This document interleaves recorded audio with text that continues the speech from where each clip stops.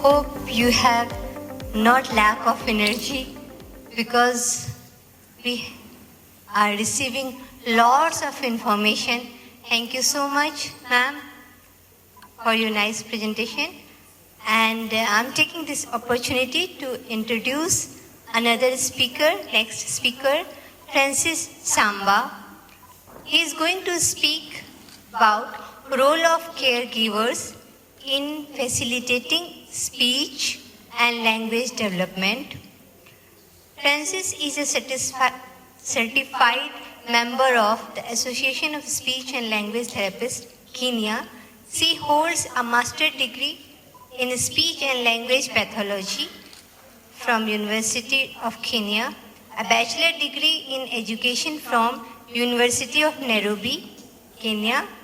Francis has practiced speech therapist in both Hospital Agakhan, Nairobi and school setup. Majority of her experience begins in a school setup where she worked extensively with different population, particularly child and adult on the spectrum. She worked closely with the individual and their family to facilitate effective communication, skill development and implementation. Currently, she is therapist at Nairobi Early Intervention Centre. She works on giving neurodivergent children and adults a safe space to be themselves and also offers a different therapies depending on uniqueness needs at hand. Sorry. Welcome.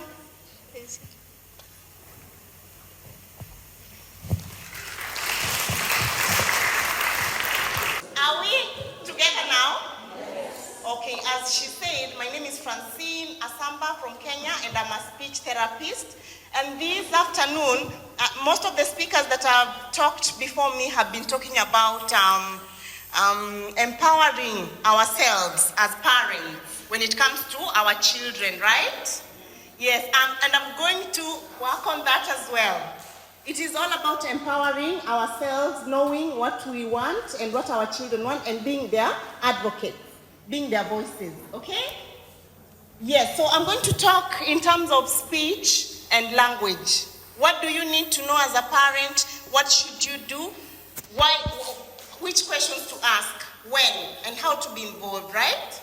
Most of the parents that we receive will tell you that my child only talks to the speech therapist.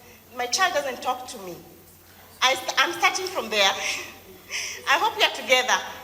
I see my time is almost. So, yes. So, most of the parents will say, my child talks to the speech therapist, they don't talk to me. Do you know why? Because maybe your speech therapist doesn't involve you in what they do. You understand? You need to be involved. You need to know, apart from just knowing, having the certificates, asking the supervisor's contacts, and doing all that, you need also to be involved in your child's therapy. You understand me? You need to be there in the room. If you're not there, you need to have maybe videos, you need to have reports, you need to be you need just to be there. You need to know the goals that they're working on, how they're working on the goals, what they're doing. You see, there's no point of me teaching a child maybe how to request. You see, we are trying to limit the meltdowns and all that by training these children, and not only how to talk, but not only how to speak, but how to communicate. So we need to know, before I continue, we have to know the difference between speaking and communicating. Speaking is what I'm doing right now, using my words verbally. Are we there? Mm-hmm. Yes, communication can be spoken or unspoken, but I still communicate. Like I'll come here and say, what does that mean? What does that mean? Anyone? Yeah, my sessions are always interactive. Yes, what does that mean? Bad, right? Yes. So I'll do this. Have I communicated or not? I have. So it might be spoken or unspoken. And unspoken could be in forms of PECs, picture exchange. It could be in terms of graphics, like the pictures. I show you a picture and I mean this. It could be in terms of the facial expressions, the gestures. It's still communication. It could be through sign language. It could be through gadgets like AAC. But at the end of the day, we want to train our children on how to communicate with us, okay? So when you go to a speech therapist, the first thing is that they'll do an assessment and they'll guide you on the route that you'll take, both as a parent and as a family and the therapist. Therapy is always a two-way traffic. Therapist and the family. I do like working with caregivers.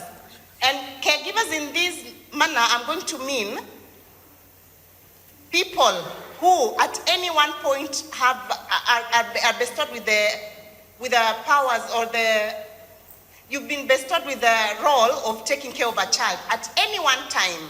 So this might be a parent, this might be a teacher, this might be an OT, this might be a nanny. So I like working with caregivers. But in this evening, this afternoon, I'm going to empower the parents and the caregivers more than the other team. You understand me? Yes. So if therapy is only from the therapist and you're not involved, be sure that your goals will not, the child might achieve the goals in the speech room, but the child will not achieve the goals holistically. They'll not be able to generalize their goals. Like they'll be able to request for items in the speech room, they'll be able to use their words, they'll be able to use their gestures and all that, but they might not be able to use their gestures with you. Because you, even though you spend most of the time with the child, even though you're with the child like during the holidays and all these, even though you talk to the child more, you really don't know what you're supposed to do. You understand? So I'm going to start by talking about the communication pyramid. Most of the time when you come to the speech room, you'll tell us, my speech therapist plays with my child. They don't do anything constructive. So the first step, we always look at the pre-linguistic skills. And pre-linguistic skills, these are skills that we get through playing.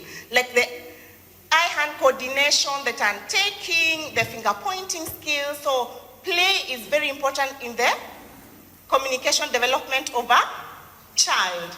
Then as we start from play, we continue looking and listening, and then you have to understand before you speak. That's why at some point you'll see us having goals like, is the child able to follow one-step instruction? Following one-step instruction means that you've understood the instruction, right? So before a child says ball, they have to understand that's a ball. Before a child follows the instruction of give me ball, they have to understand it's a ball first of all, right? Will they give you the ball if they don't understand? No, so we have the receptive language skills, which is the attention and understanding of language, and then now we have the use of language. Yeah, so as a parent, as we start this journey, as a caregiver, not a parent, caregiver, because I believe here we have even the nannies, and I want to commend all the parents who are still here waiting to get information, waiting to learn. So as a parent, the first thing that you need to have, and most of the parents, especially in the sub-Saharan Africa, lack, is the developmental milestones. As my colleague Dr. Peter, he talked about localizing the resources, the tools, and all that for speech. So what is happening in sub-Saharan Africa is that we really don't have localized resources. We don't have localized tools. So we depend on tools from the West most of the time. Even the developmental milestones, we look at what happens with the other children, not our African child. So that is something that we are working on as speech therapists and as other professionals to develop. But generally, I'm going to go through the milestones. So by age 1, what should your child be doing as a parent? What do you expect from your child? So by 1 year, a 1-year-old should be able to understand a few and familiar words. And which are some of these familiar words? Mommy, daddy, water, milk. Thank you so much. Yeah, these are words that are used in the child's day-to-day life. Like every day you have to talk about water, right? You have to talk about milk, you have to talk about mommy or daddy or whoever is in the... So the child should be able to understand a few familiar words. And then also, they should be able to start now saying a few words like mommy, daddy, as you've said. At 2, a child should be able to have a vocabulary of around 50 words. So if your child is not able to give you at least 50 words, you start questioning yourself, right? Because everyone is here insisting about early intervention. And how does this early intervention happen? When and why? Right? So at 2 years, the child should be able to at least have 50 words and should be joining at least 2 words like pe maji, right? Give water. Those are the short phrases that a child should have at 2 years. At 3 years, a child should be using at least 3 to 4 words. 4, at least 900 words, and then at age 5, a child should be able to follow 3-step instructions. Take my phone, go put it under the bed, then you bring me my shawl. You understand? A child should be able to understand such an instruction. So what should I do as a caregiver? As a person who's been given the powers to help or the time to be with a child at any one given point, what should you do to help stimulate language? So the first point is reducing questions and increasing statements. Do you know why? Statements help us to give a child an opportunity to learn language. Statements, not questions. Because when you're giving questions every now and then, you're limiting the ability to listen and to hear vocabulary and to practice language. For example, I'll ask you, where are you from? Kitchen. Where are you going? Toilet. And someone else will say, oh, Marcus is from the kitchen. He is going to the toilet. What will you do after the toilet? I'll wash my hands. You see, you're modeling language. You're giving them an ability. You're giving them vocabulary, new vocabulary. You're giving them an ability to listen to new words and also use them. Questions, even as a hello. Hello. Hi. Can I see you if you're with me? Yeah, I see people are in deep conversation somewhere. Hello. Hello there.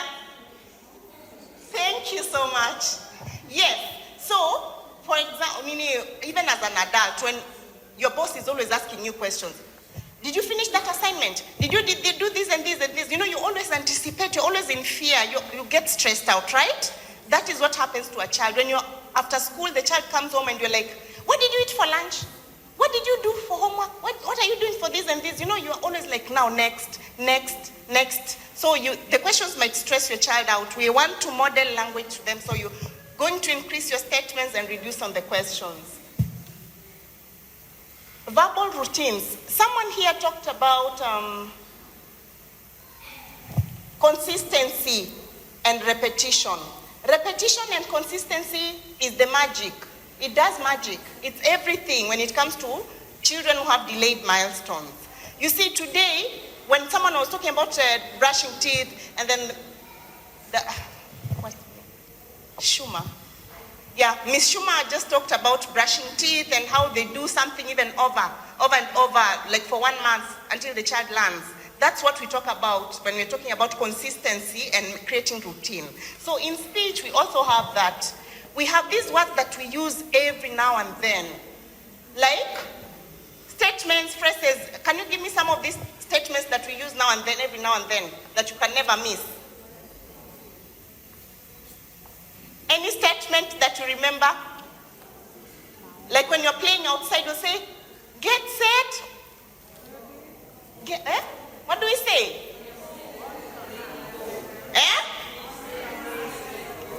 Yeah, I hear so many versions of it. Get set, ready, go. Yes, that's what we used to talking about. So those are the statements that help your child because they're verbal routines. They're things that, what that you said most of the time. So you go as you fed off the last word. Get set, ready, go. Tomorrow you say, get set, ready. You see, the child will anticipate for you to say, and if you don't say, they might join in and say it. Then the next day you say, get set, ready, get set. The child will say, ready. Then tomorrow you'll say, get. Then the next time you'll just say, what do you say?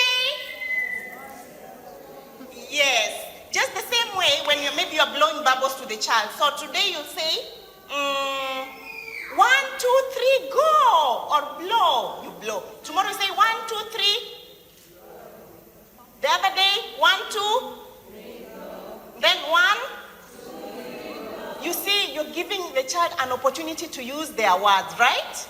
Yes, most of the children that we receive, some of them have words, but they've not been given that opportunity to practice. And as I'm talking now, and as others have told you, practice, repetition, consistency is everything. What the teachers do in school, what the therapists do, they measure on that. That is the ingredient, the major ingredient in our therapies. Doing things over and over again and fading them off slowly with help until the child is able to do them independently. Because one thing we're looking at is creating independence or dependence? Independence. Yes, creating independence. So you go as you fed them off. So verbal routines, we've talked about them. What is your name? My name is, I know someone talked about echolalia, and we know what is echolalia, right? What is echolalia? Thank you. Yes, that one. What did you say? Okay, I want a volunteer to come and tell us what is echolalia. Someone to jump and just come.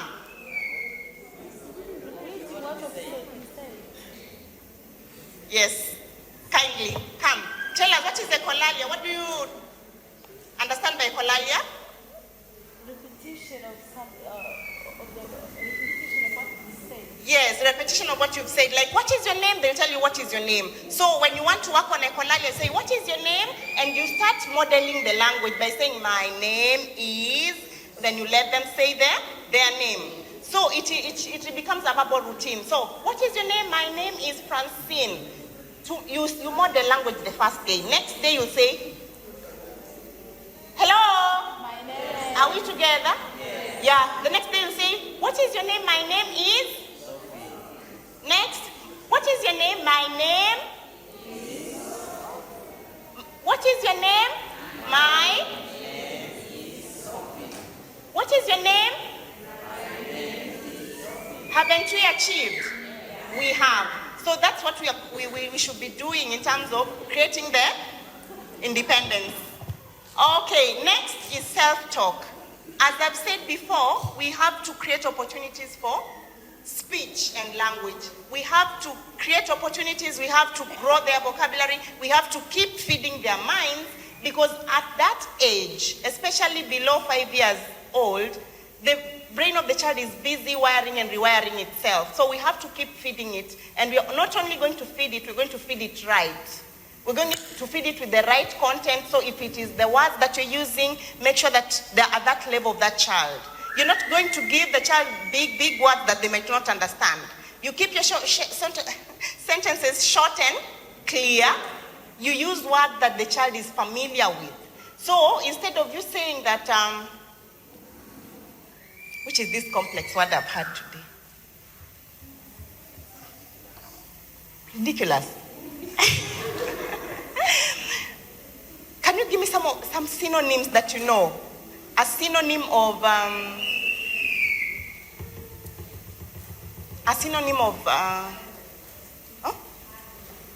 hard and difficult, yes. So hard and difficult, so? Yeah, hard and difficult. If in your house you use most of the time, you say, hey, this is so hard. So make sure that you're using hard because it is a word that is familiar, the child is familiar with, right? We start with the words that are familiar to the child. Next.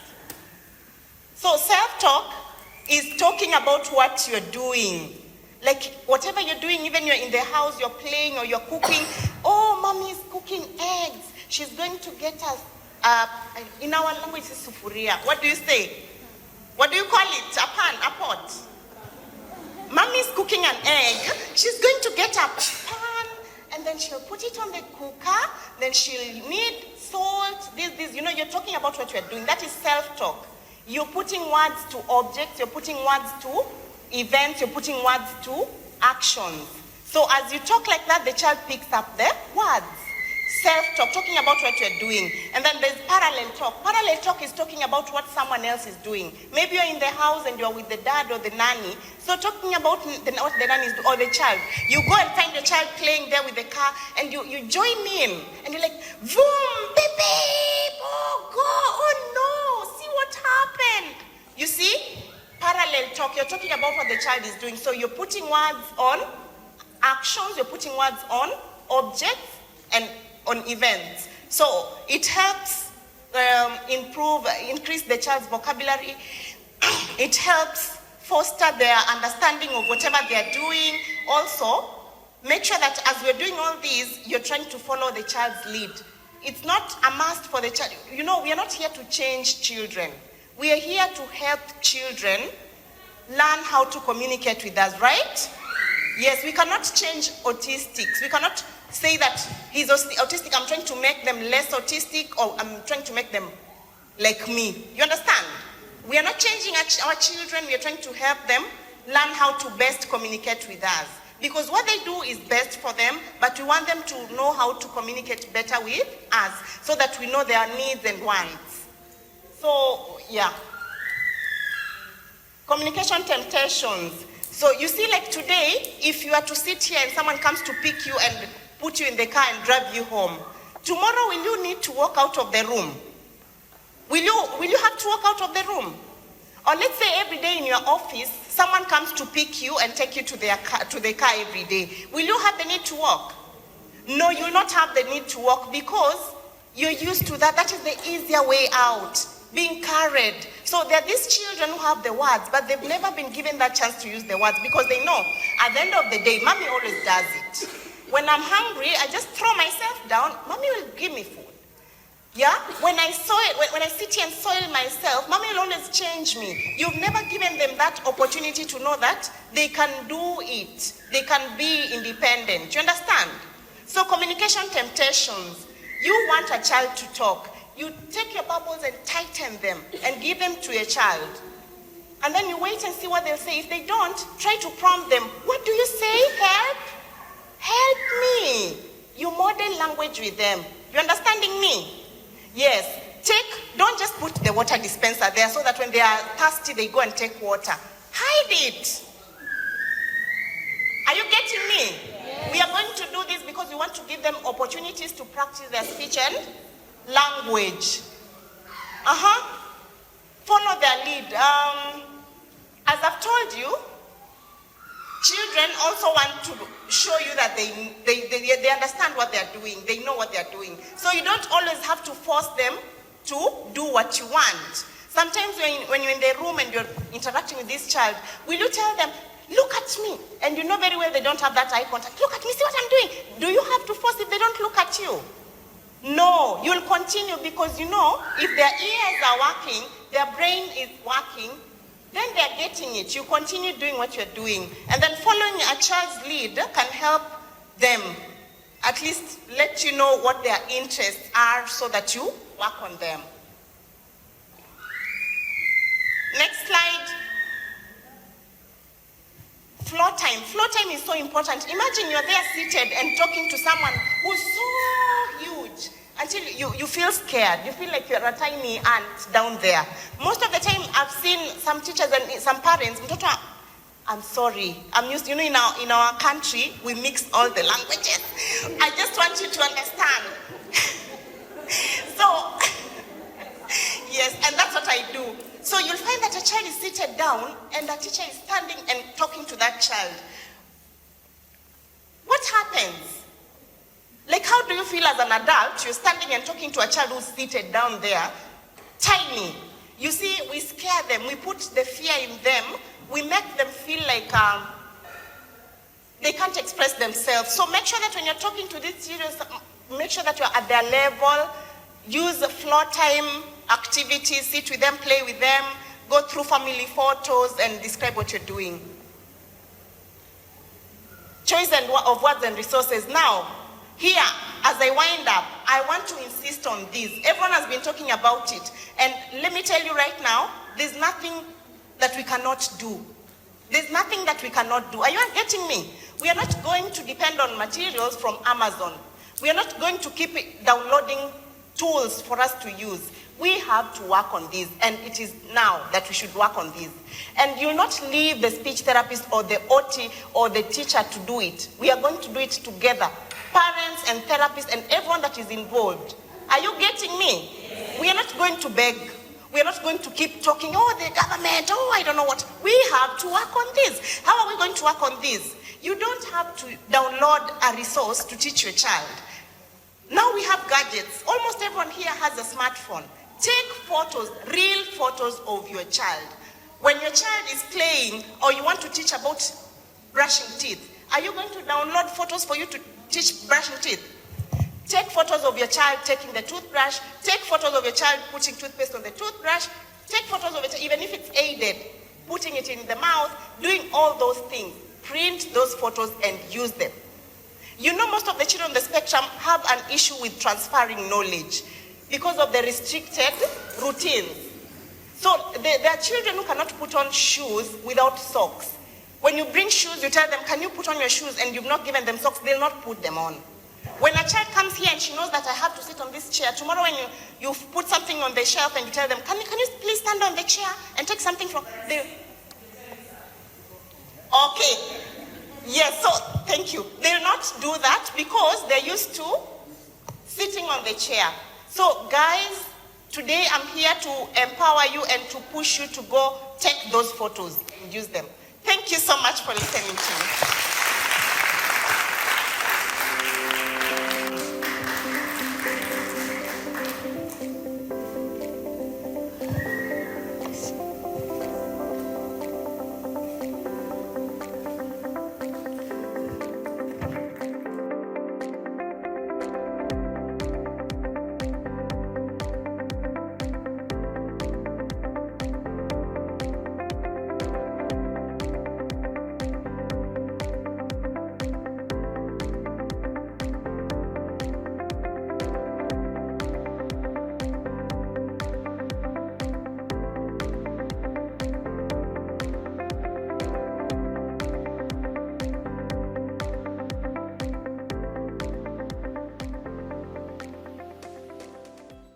Good morning, everyone.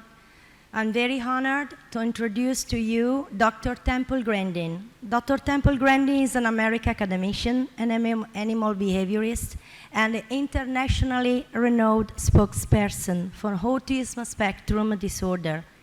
Grandin is one of the first autistic people to document the insights she gained from her personal experience of autism. She is currently a faculty member of Animal Sciences in the College of Agricultural Sciences at Colorado State University. Based on her experience, Grandin advocates early intervention to address autism and supports teachers and professionals who can redirect the children with autism right in fruitful directions. She has been an outspoken proponent of autism rights and neurodiversity movements. In 2010, Temple Grandin was listed as one of the 100 most influential people in the world by Time 100, which named her in the Heroes category. In 2011, she received a double helix medal and has received many honorary degrees from many universities, including McGill University, Swedish University of Agricultural Sciences, Carnegie Mellon University. Grandin has been featured on major media programs. She was the subject of the Emmy and Golden Globe winning biographical film Temple Grandin. In 2018, Grandin as a feature in documentary This Business of Autism, which explore autism employment and the success story of autism employers. She has been written up in Time magazine, People magazine, Discover magazine, Forbes, and the New York Times.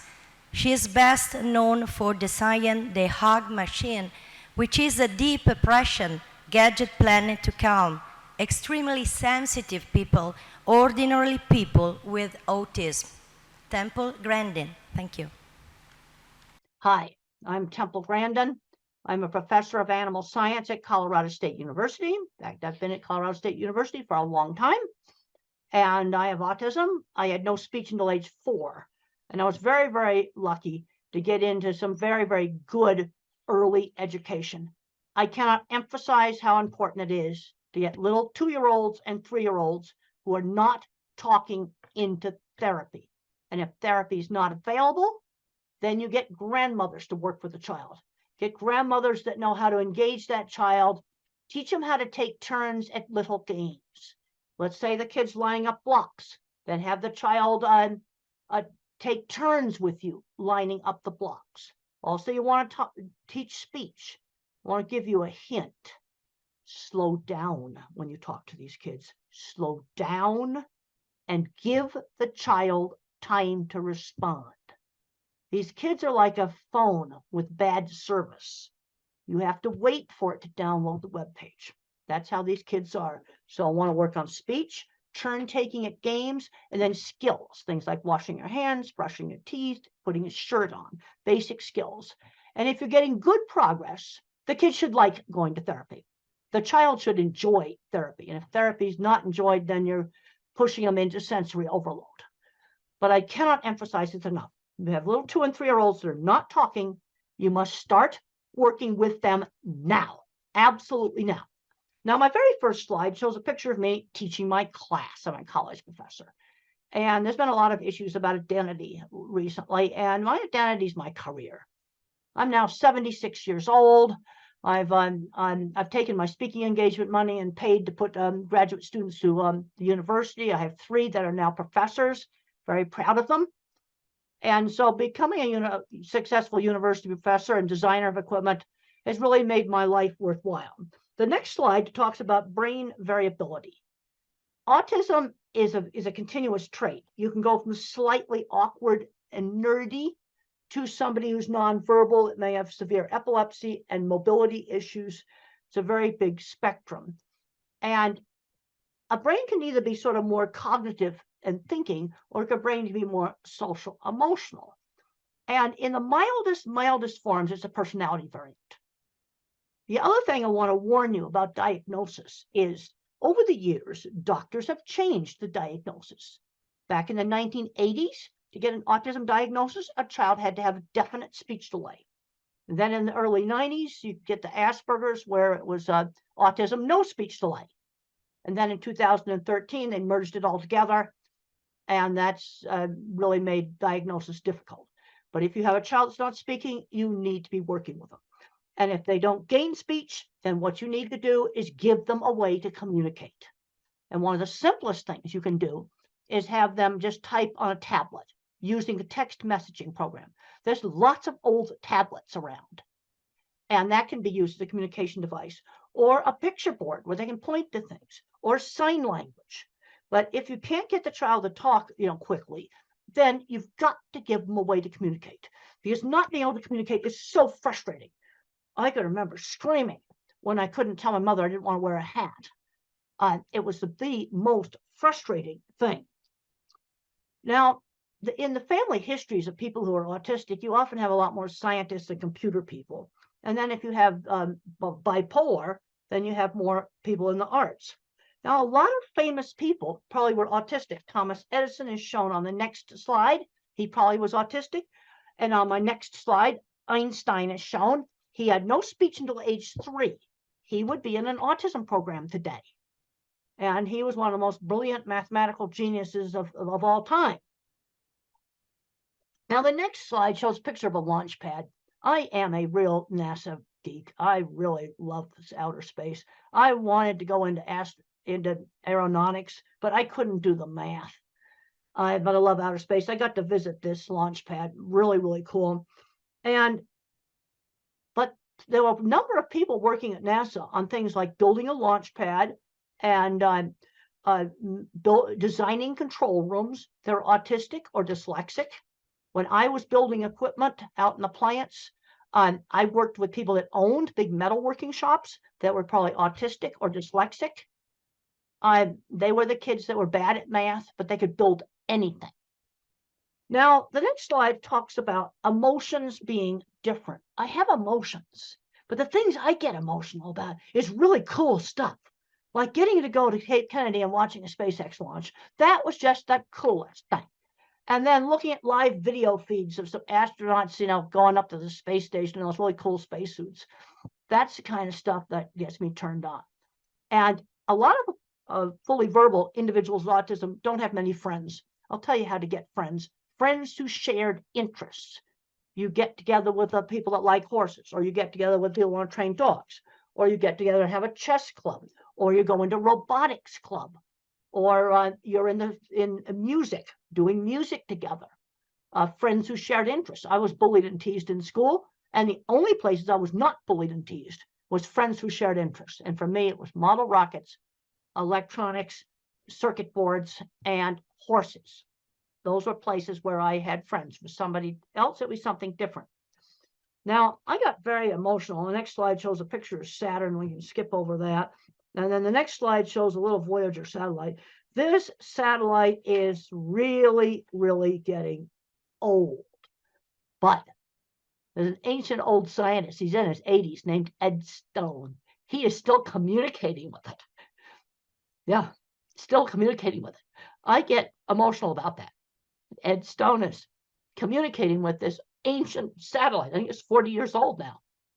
And it's his life. You see, I can relate to that because it's just something so cool. The next slide shows the ultimate NASA geek out. I got to sit at the head controller's station and mission control for the old space program. It's a picture of me there. Now, the next slide I talk about, just don't get hung up on the labels. Too often, I'm seeing kids where you're getting too much into the label. They say, well, the kid's got a label. He's not going to be able to do anything. I've heard this over and over and over again. He's not going to be able to do anything. Even with some of the kids that have physical handicaps. They'll say, well, he can't walk. They'll never go to school. They'll never get a job. But I worked with a lot of autistic people that owned businesses. This is what really frustrates me. So don't get hung up on the labels. Okay, we have a 3-year-old that's not talking. Let's work on getting him talking. And we also have to get them out doing things. Don't just hide the kid at home. Take them out shopping and turn shopping into a learning experience. Well, let's talk about different kinds of rice. I know in India, there's all different kinds of rice, curry sauces and things like that. Let's let him pick out some of the things. Or you can say, well, Dad likes this food. Go get it off the shelf. Turn it into kind of a turn-taking game. Get them interacting, getting them to help with chores in the house. Now, I have grandparents. On the next slide, grandparents come up to me all the time, and they discover they're autistic when the kids get diagnosed, and they would be the milder type, probably with no speech delay. And where that diagnosis really helped that adult is it helped them with their relationships. That's where it really, really helped them.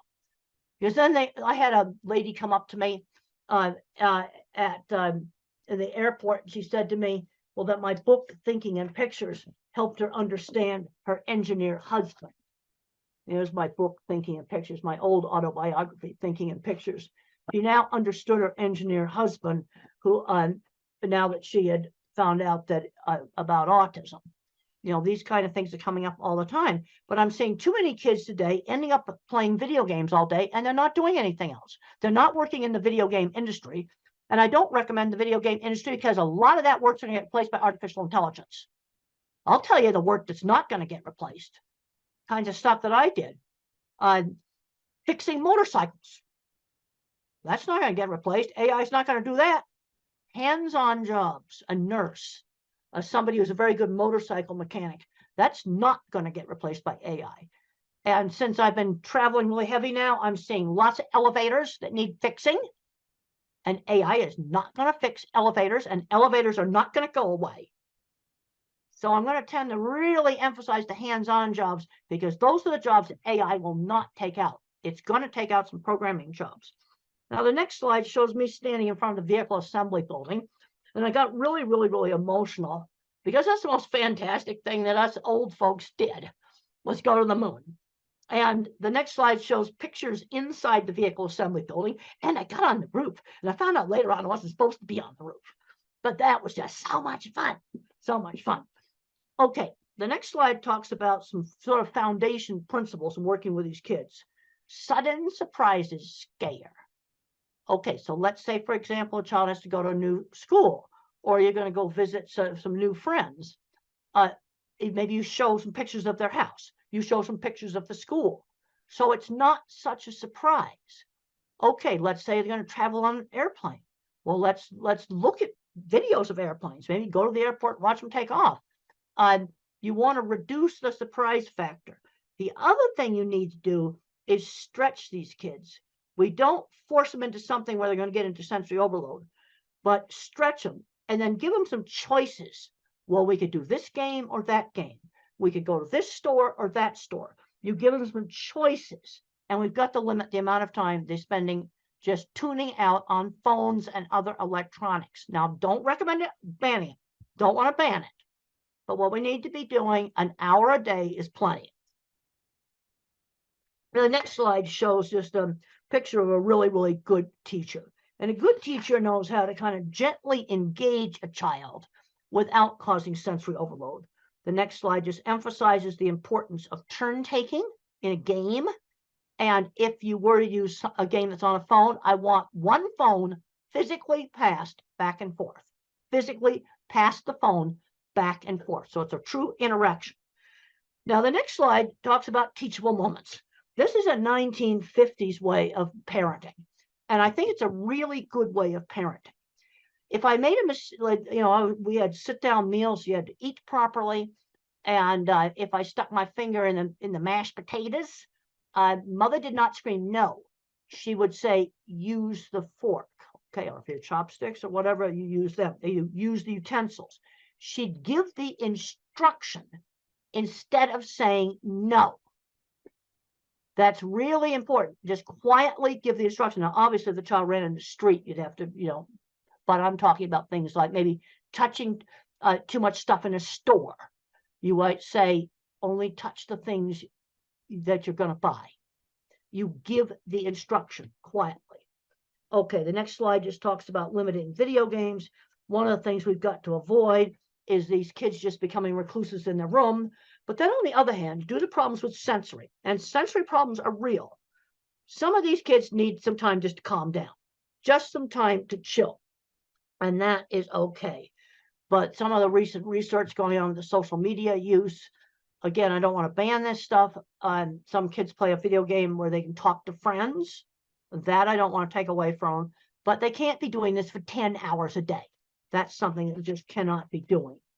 The next slide talks about just providing some choices. So you might say, well, you could do robotics, or you could do soccer, or you could be in a theater group, or you could be in the school band. You could do karate's. Cub Scouts is an American program for kids where they learn camping and other skills. So we're going to get out and we're going to do things, but you give them some choices. Now, the next slide shows a little child blocking his ears. Sensory problems are real. That's part of autism.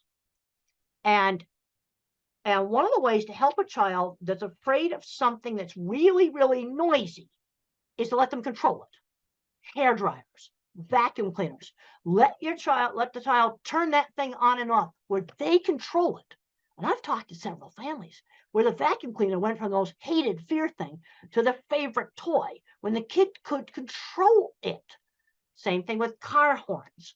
Let the child beep it. Now, if some kids wear ear protectors all the time to block out sound, if you wear those all the time, sound sensitivity will get worse. That is something you do not want to do. But to give you control, you can have those headphones with you all the time. Have them with you. They can be around your neck. They can be on the top of your head. Have them with you. And then you only wear them when you get in a really noisy place like the train station. Okay, so if something really noisy like that, you wear the headphones. But the rest of the time, you have them off. But you have them with you. You see, this control is so important. And then another thing we have to be looking at is problems with flickering on LED lights. Some LED lights flicker. I just found out one of my students who's not autistic, but sensitive, that our beautiful new lecture hall has lights that flicker. in new construction, let's try to not go that. Let me tell you how you can find them.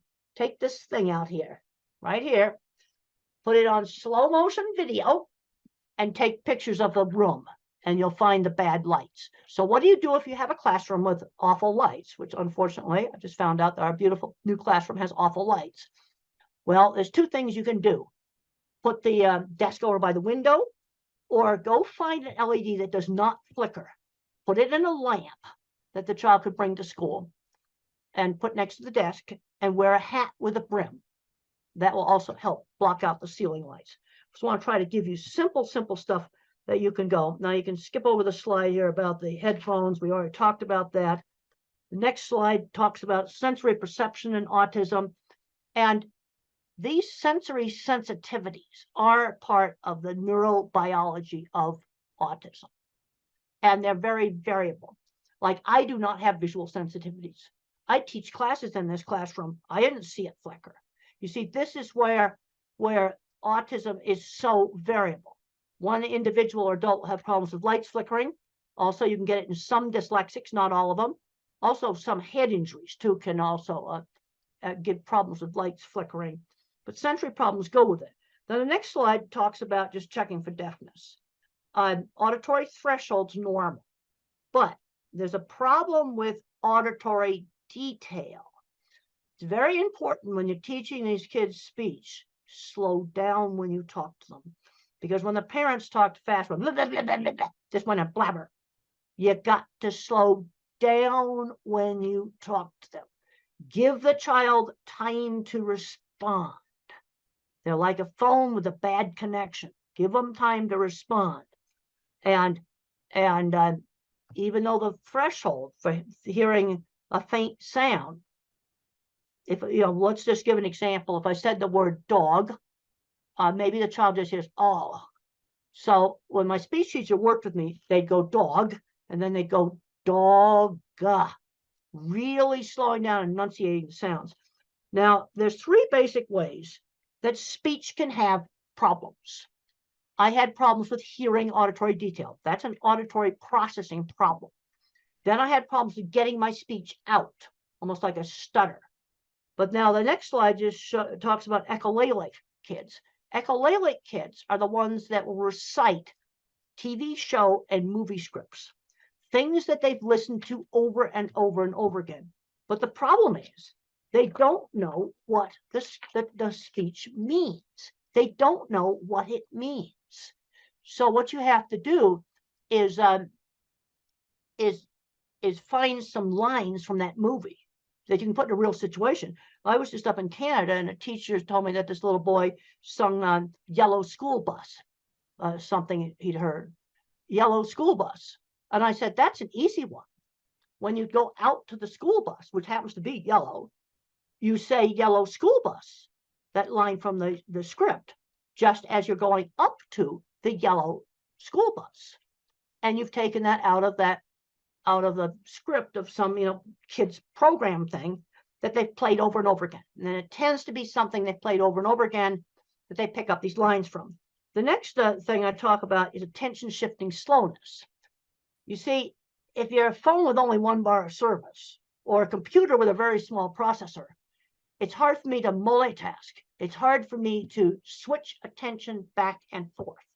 This is why multitasking jobs can be so difficult. Like a busy takeout window or a very busy restaurant where they just have to dish out a lot of orders all at once.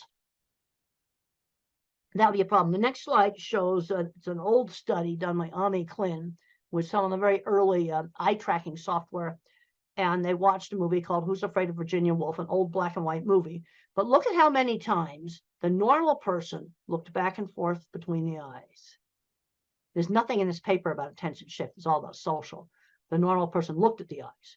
But I looked at this, the autistic's trying to read lips and the mouth, and look at how many times the so-called normal person has shifted attention compared to the autistic. This is the best picture I have gotten, this ancient old paper on attention shift. Now the next slide just shows a little thing that I did on a childhood assignment when I was 5 years old, and I was so frustrated. And I was supposed to mark the pictures that began with the letter B. B as in beautiful. I knew my alphabet, and I marked a suitcase as a B for bag. And they didn't give me time to explain that in my family, we called them bags. And it was so frustrating because I understood the B concept. The next slide shows how some people that have visual processing problems can actually have images break up. And this is a slide from some of the people with migraines also have some of the similar things. The next slide just shows some video interference that might be kind of give you an idea of what the individual very severe visual processing problems might have. And if you're working with nonverbals, there's some really good books like Tito Mukhopadhyay, he's from India. How Can I Talk If My Lips Don't Move? It's a great book. And he describes problems with sensory scrambling, visual scrambling, and problems with motion. The next slide shows an escalator. And children with visual processing problems or adults with visual processing problems often hate escalators. Another thing that they'll complain about is the print jiggling on the page when they read. The next slide just shows that. It shows the print jiggling on the page. Now, I want to make it very clear. This does not explain all dyslexia. It only explains some dyslexia. Okay, the next slide shows some simple things that you can use. Try printing the homework on different pale colored papers. Now, this is one of my children's project book, Calling All Minds. And look at how it gets some nice light blue there. Like try printing the homework on the real pale, light colored paper. Try maybe pale green, pale tan, pale lavender, pale purple. I've seen this really work. Experiment with different fonts on the computer. Experiment with different backgrounds. And that may work. It only works on a subgroup. And then I already talked about using the light to block out some of the bad lights. The next slide just talks about very severe sensory problems. Extreme efforts required to screen out background noise. For example, if I'm in a noisy restaurant, very hard for me to hear. And I also have problems with fast chit-chat conversations. They just go too fast for me to follow them. The next slide is the title of a paper called Environmental Enrichment is an Effective Treatment for Autism. That's the title of a paper. And what's done in this is you might hold a warm cup and then smell maybe cinnamon.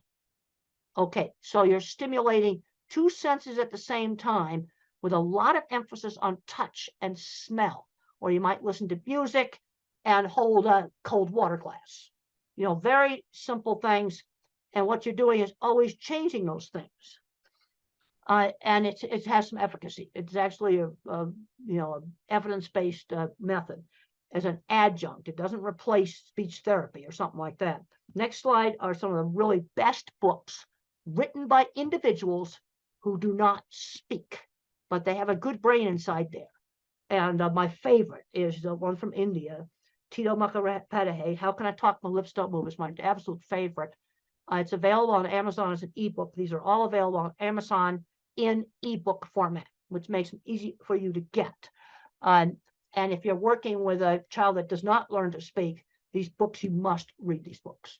You know, they're wonderful books, and you'll really understand. The next slide just shows some brains. And the thing is when you hear a word, you see a word, think about it, different parts of the brain turn on. Now, where we've got a problem in the brain is lots of times with the interdepartmental communication between these different parts. The next slide just shows, the next two slides just show some really cool brain scans that were done on me of the interconnecting circuits. And then we can go down to one that says axon projection field much less organized. One of those is mine, and the other one is a so-called normal one. And this explains why I had problems with expressive speech. I had less fibers for speak what I see. The next slide just circles the less fibers. And then on auditory, I got just a little tiny one. I'm not auditory. The thing I can't emphasize enough, showing in the next slide, there's a three-dimensional drawing drawn by an autistic child, develop the kid's strengths. And this is something I really emphasize in one of my newer books, Visual Thinking, The Hidden Gifts of People Who Think in Pictures, Patterns, and Abstractions. work on the strengths. So how do you figure out what a kid's strengths are? Well, visual thinkers like me like to build things, and we like to do drawing. Art and mechanics, those two things go together. You might have another kid who's mathematical, then move that kid ahead in math. Or another kid that loves verbal facts. These are history lovers. And move them ahead in the thing that they're good at. The next slide just talks about my ability in art was always encouraged. And I was encouraged to do lots of different art, because a lot of these kids just want to do the same anime character over and over and over again. And people get bored with that.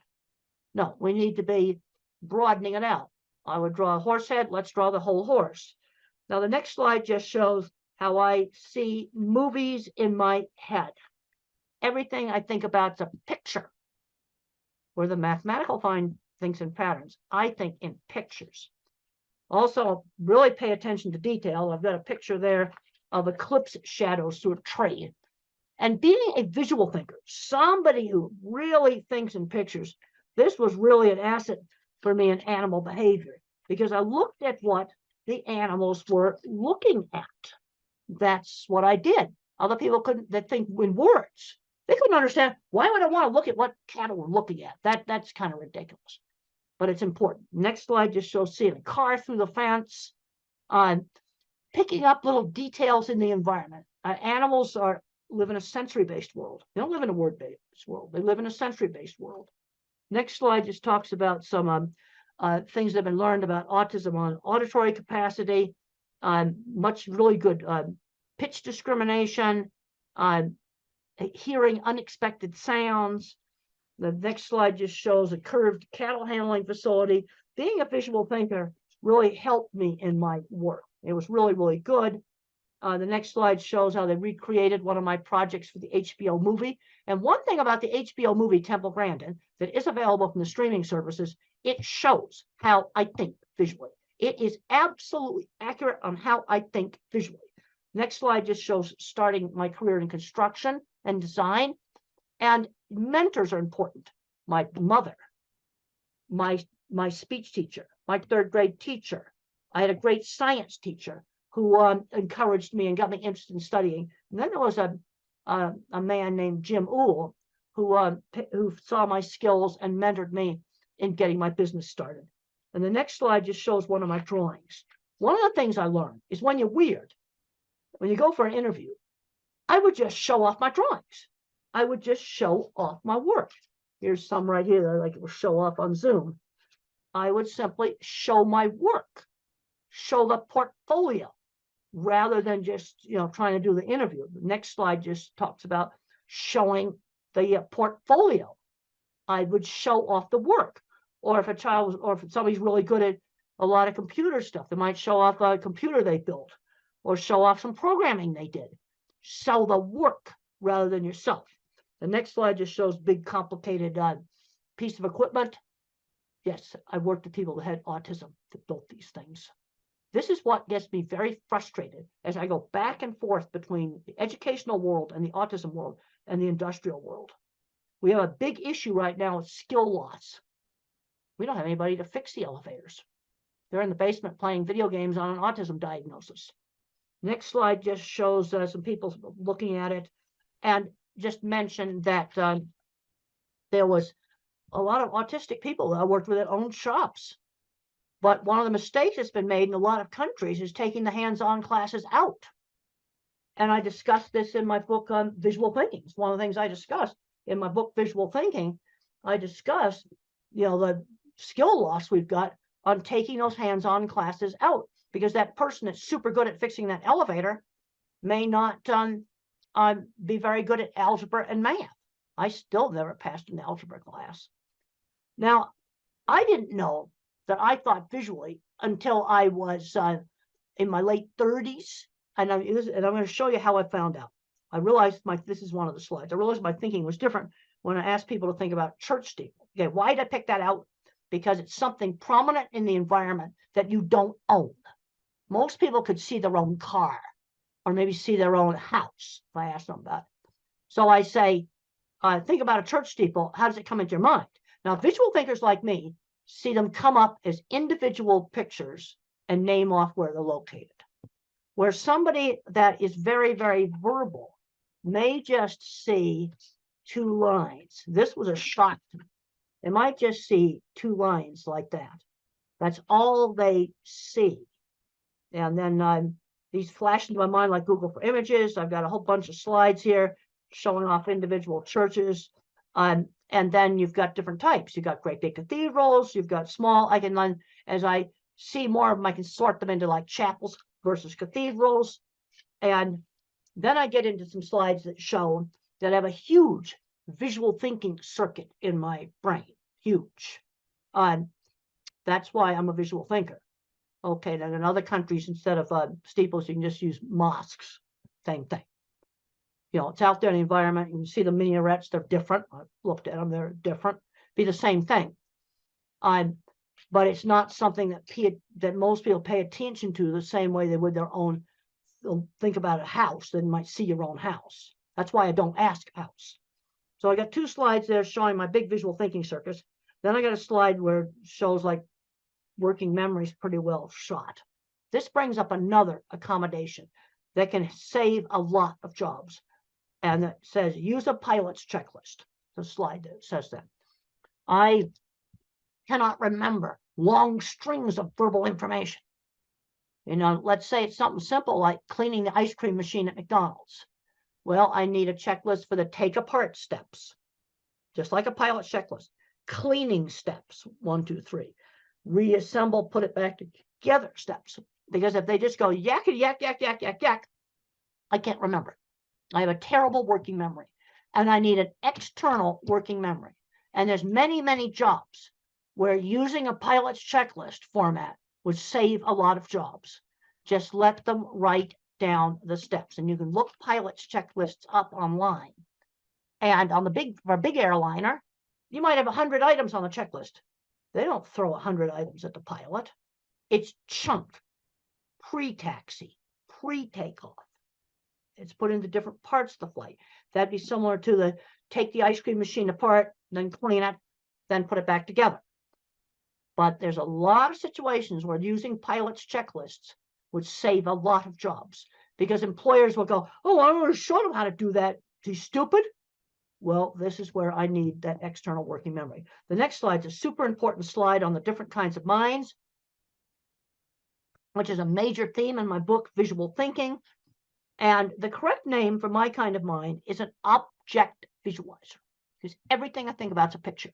And the kinds of stuff that we're good at, art and mechanics, because you can see how things work. Art and mechanics, also photography. But that's what we're doing good at. Horrible at abstract math. I worked with people that owned shops that were designing and patenting all kinds of equipment that couldn't do algebra. You see, this is where the hands-on mechanical genius, it's a different kind of mind. Then you have your visual spatial. This is your pattern thinker. This is your mathematician. This person thinks in patterns. Patterns, not pictures. They're going to be your chemists, programmers, physicists, things like this, things with math. And then you have the person who's a verbal fact thinker. They think almost completely in words. And if it's an autistic person, they often love history. They often love facts about maybe sports, different sports and things like this. They'll know all of the words for all the different players and things like that. So let's look at the jobs for these different kinds of minds. My kind of mind, mechanical stuff, fixing stuff, inventing mechanical stuff, photography and art. Mathematicians, computer programming, electrical engineering, the more mathematical parts of engineering. Because one of the things I've found in working with these big food companies is that the shop people, people like me, invent mechanical equipment. The more mathematical mind has to make the refrigeration systems in a food processing plant work and make the boilers work. That stuff requires more math. So you need the mathematician mind to do engineering. But you also need my kind of mind who can't do algebra to work on the mechanical things. And then what the verbal thinkers, good jobs for them, specialized retail. There's been some really good successes in selling cars, selling specialized business insurance, selling sporting goods, where they're recognized for their knowledge of the products, selling phones, and not try to sell somebody the most expensive phone but sell them the phone that's right for them. Because where we're really falling down is on the job front, getting them into jobs. Let's start off with chores for little kids, 11-year-olds, maybe helping out at a fruit stand or, some little market stall, doing a job at a community center, walking dogs for people. I want them doing something on a schedule outside the home. Really important, because the moms often tend to overprotect. Is that they're legal age, they need to get a real job. And you need to just figure it out in the neighborhood. This is one thing I've noticed when I've gone to a lot of countries. There's a lot of little tiny small shops. And I drive by those shops and I'm going, oh, that little clothing store would be perfect for this autistic girl to start doing some work in. And you just set it up in the neighborhood. Mother did that with me. When I was 13, she got me a little sewing job with a local seamstress who worked out of her home. It was just something done in the neighborhood. But they've got to start learning how to do things outside the home. This is really, really important. So we start making that transition to work before they graduate from high school. I cannot emphasize this enough, because work skills are not the same skills as academic skills. Now, I was a goof around student until my science teacher motivated me to study, because being a scientist, you had to study. And I made up for like 3 years of high school where I goofed off really quickly. But I'm seeing too many kids where they're not learning how to drive. They're just not learning any skills. Okay, when I was 8 years old, the next slide talks about use a variety of teaching methods. When I was 8 years old, I couldn't read. Mother taught me with phonics. I already knew my alphabet. And she would read out loud, find a book that I was interested in. We had a book in the US called The Wizard of Oz, a really fun book. And she'd stop at an interesting place and then have me read more and more. And I very quickly learned to read with phonics. It wasn't that hard. There's all kinds of complicated stuff online. Oh, we didn't use any of that stuff. I already knew my alphabet.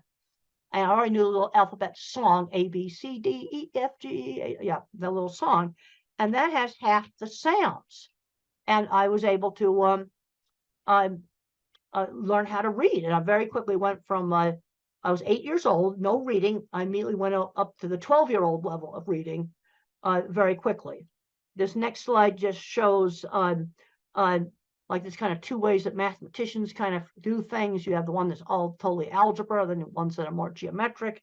The next slide just says if you use a Google image search and you put mathematical terms in, you can find so many great stuff. Then I've got a slide of a plant that has mathematics in it. Then I've got another slide that shows Penrose tiling.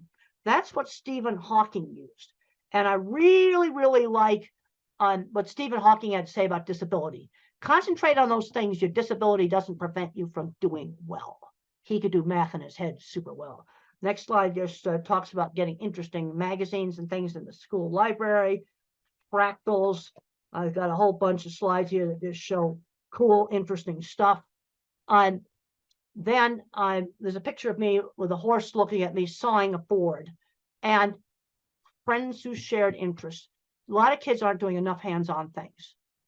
AI is not going to take away hands-on jobs. You're still going to have a nurse in the hospital. That's not going to go away. There's a lot of jobs like that, and jobs fixing things, mechanical devices. Yeah, there's a lot of things that 3D printers can do, but guess what? Somebody has to fix the 3D printer because it's a mechanical device controlled by a computer. And the next slide just shows some kids today, they don't know how to use a ruler. They don't know how to put a hose on a faucet. The next slide just shows a beautiful rainbow. So when I think about really abstract stuff like, okay, religion, I kind of look at that rainbow. It's so beautiful. I also have a picture behind me of the deep space field in the Hubble telescope, and it's got thousands of galaxies out there. You know what's interesting about that? The scientist who did that pointed the Hubble at nothing, and he found all the galaxies. Let's talk about the next slide about bottom-up thinking. Okay, verbal thinkers will get a top-down concept. Like maybe let's have a inclusive classroom, for example. All right, that's a good thing to have. I want to see autistic kids mainstream into a regular classroom. But how do we do it? Bottom up, I'm thinking specifics. Okay, the LED lighting issue and the flickering. Bullying. Bullying has got to be gotten under control. Those are two things we have to do. Using the pilot's checklists would be another thing. You see, those are specific things that you could do to make a classroom more inclusive. The next picture just shows autistic kids sorting different things in his mind. And my mind's like a spreadsheet. So when I was a little kid, I said cats are smaller than dogs. But then when our neighbors got a little tiny dachshund, she was the same size as a cat. So I had to find other features that she shared with dogs, like barking, the dog's smell, and the shape of the nose. Now, the bullies used to call me tape recorder, and I've got a picture of a 1960s antique tape recorder there. And I didn't know why they were calling me that, because I'd always used the same phrases. But then as I got out and I did more and more things, then I got less and less and less like a tape recorder. Okay, teaching number concepts and generalization. Okay, count a variety of different things. Teach fractions, maybe cut up on, cookie into 4 pieces. Teach fractions. To teach concepts like up and down. If you go down the stairs, the plane went down and landed. I put this cup down. And you want to show several different examples, because if down was only related to the stairs, I think it only applied to stairs. So I've got to give different things where I use the concept of down. And then the brain pictures there just show that looking at things is more interesting than people. Yep. I get really turned on about things like the scientist who had the guts to point the Hubble at nothing and he found everything. The other scientists thought it was stupid to waste the expensive observing time on looking at nothing. Single most important picture that telescope took. Okay, the next slide is just more stuff on friends who shared interests. We've already discussed that. And the next thing on 1950s upbringing, this is where there were some things, social things, at least in the US, were taught in a much more structured way in the 50s. Turn taking at games, being on time. That was drilled into me. And I think we had a big, huge school clock that was this big. And every time the second hand went around, the minute hand did 1 click. I could see it. I think, and you can get these electronic ones, battery operated versions of these clocks. They still exist. Help with time. And then sometimes you got to do an activity you don't really like because somebody else in the family wants to do it. That gets back to turn taking. The other thing that really helped me, and it helped a lot of kids in the 50s, is party hosts and hostesses. In the 50s, when we were 7 and 8 years old, we had to dress up in our good clothes and we had to pass the snacks around, greet the guests, be little hosts at the parties. And my brother's not autistic. He hated those parties, but he admitted they helped him become a bank vice president. Because I just read in the Wall Street Journal just the other day that college students are just scared to death to go up and talk face to face. Those parties were important and they're an easy thing to do and they don't cost anything. And then just being cute to say please and thank you. Basic play, what I'm going to call just being play. You cannot be a rude, filthy, dirty slob. Okay, there's a lot of concern now about masking and there's some hypersocial stuff I can't do. You can be eccentric. I dress kind of eccentric, but you cannot be a rude, filthy, dirty slob. And there's a scene in the movie where my boss slammed down a deodorant and said, you stink, use it. Yeah. Hygiene, yes, you're going to have to clean that one up. Just that simple. The other thing that's really important, shown on the next slide, is how parents and the teachers need to work together as a team, where the rules are the same at home and school. And my mother and the local teacher kept really in close contact with each other. The next slide talks about teaching social skills. It's like teaching somebody how to behave in a foreign country. Like, for example, in the Middle East, if I were to lift up my foot right now, my hand up, not my foot, I won't actually do something that's rude in the Middle East. Put my foot up and show it to the screen, that would be the rudest thing I could do. Now, normally I wouldn't do that anyway. But there'd be other situations where I might just accidentally do that. I have no way of knowing that's rude unless somebody tells me. Well, that's sort of how teaching everything is. Teaching shaking hands, ordering. I'm seeing kids that have never ordered food in restaurants. That's ridiculous. Shopping. 16-year-olds doing well in school and they've never gone shopping by themselves. This is ridiculous. The next slide, I got to visit the Jet Propulsion Lab. And those are the guys that run mission control. Eccentric's fine. Red hair is fine. Dyed hair is fine. Filthy, dirty slobs are not okay. Now, the other thing just shows some of NASA work stuff. And when the space shuttle got canceled, the scientists cried. It was the saddest thing you ever saw. Anger doesn't cut it at work.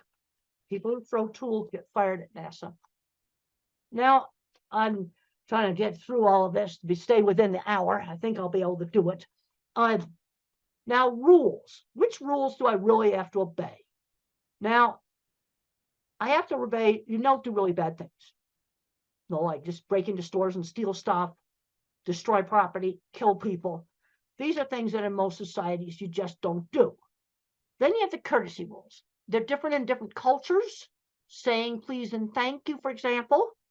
Then you have illegal but not bad. Those are some rules you can break.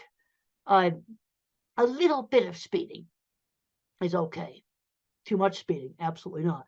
And then you have rules. I call them the sins of the system. These are getting so sensitive right now, I just about won't even mention them. But they're things that can get you in more trouble than the really bad things that are forbidden in every society. I mean, just wrecking property, killing people, stealing stuff.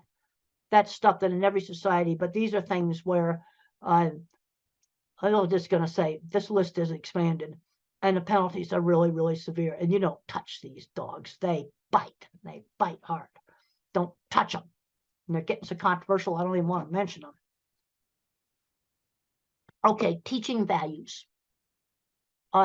Teach the golden rule, one specific example at a time.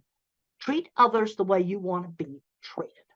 So I'm thinking about the 2 wallets I got helped get returned at the airport. That's not Mother Teresa, but it's something good. Those people are very happy to get their wallets back. That's treating others the way you want to be treated. Also, the TV shows I watched in the 50s had much better values. Oh, see the rubbish that's on TV now today. We'll just leave it at that.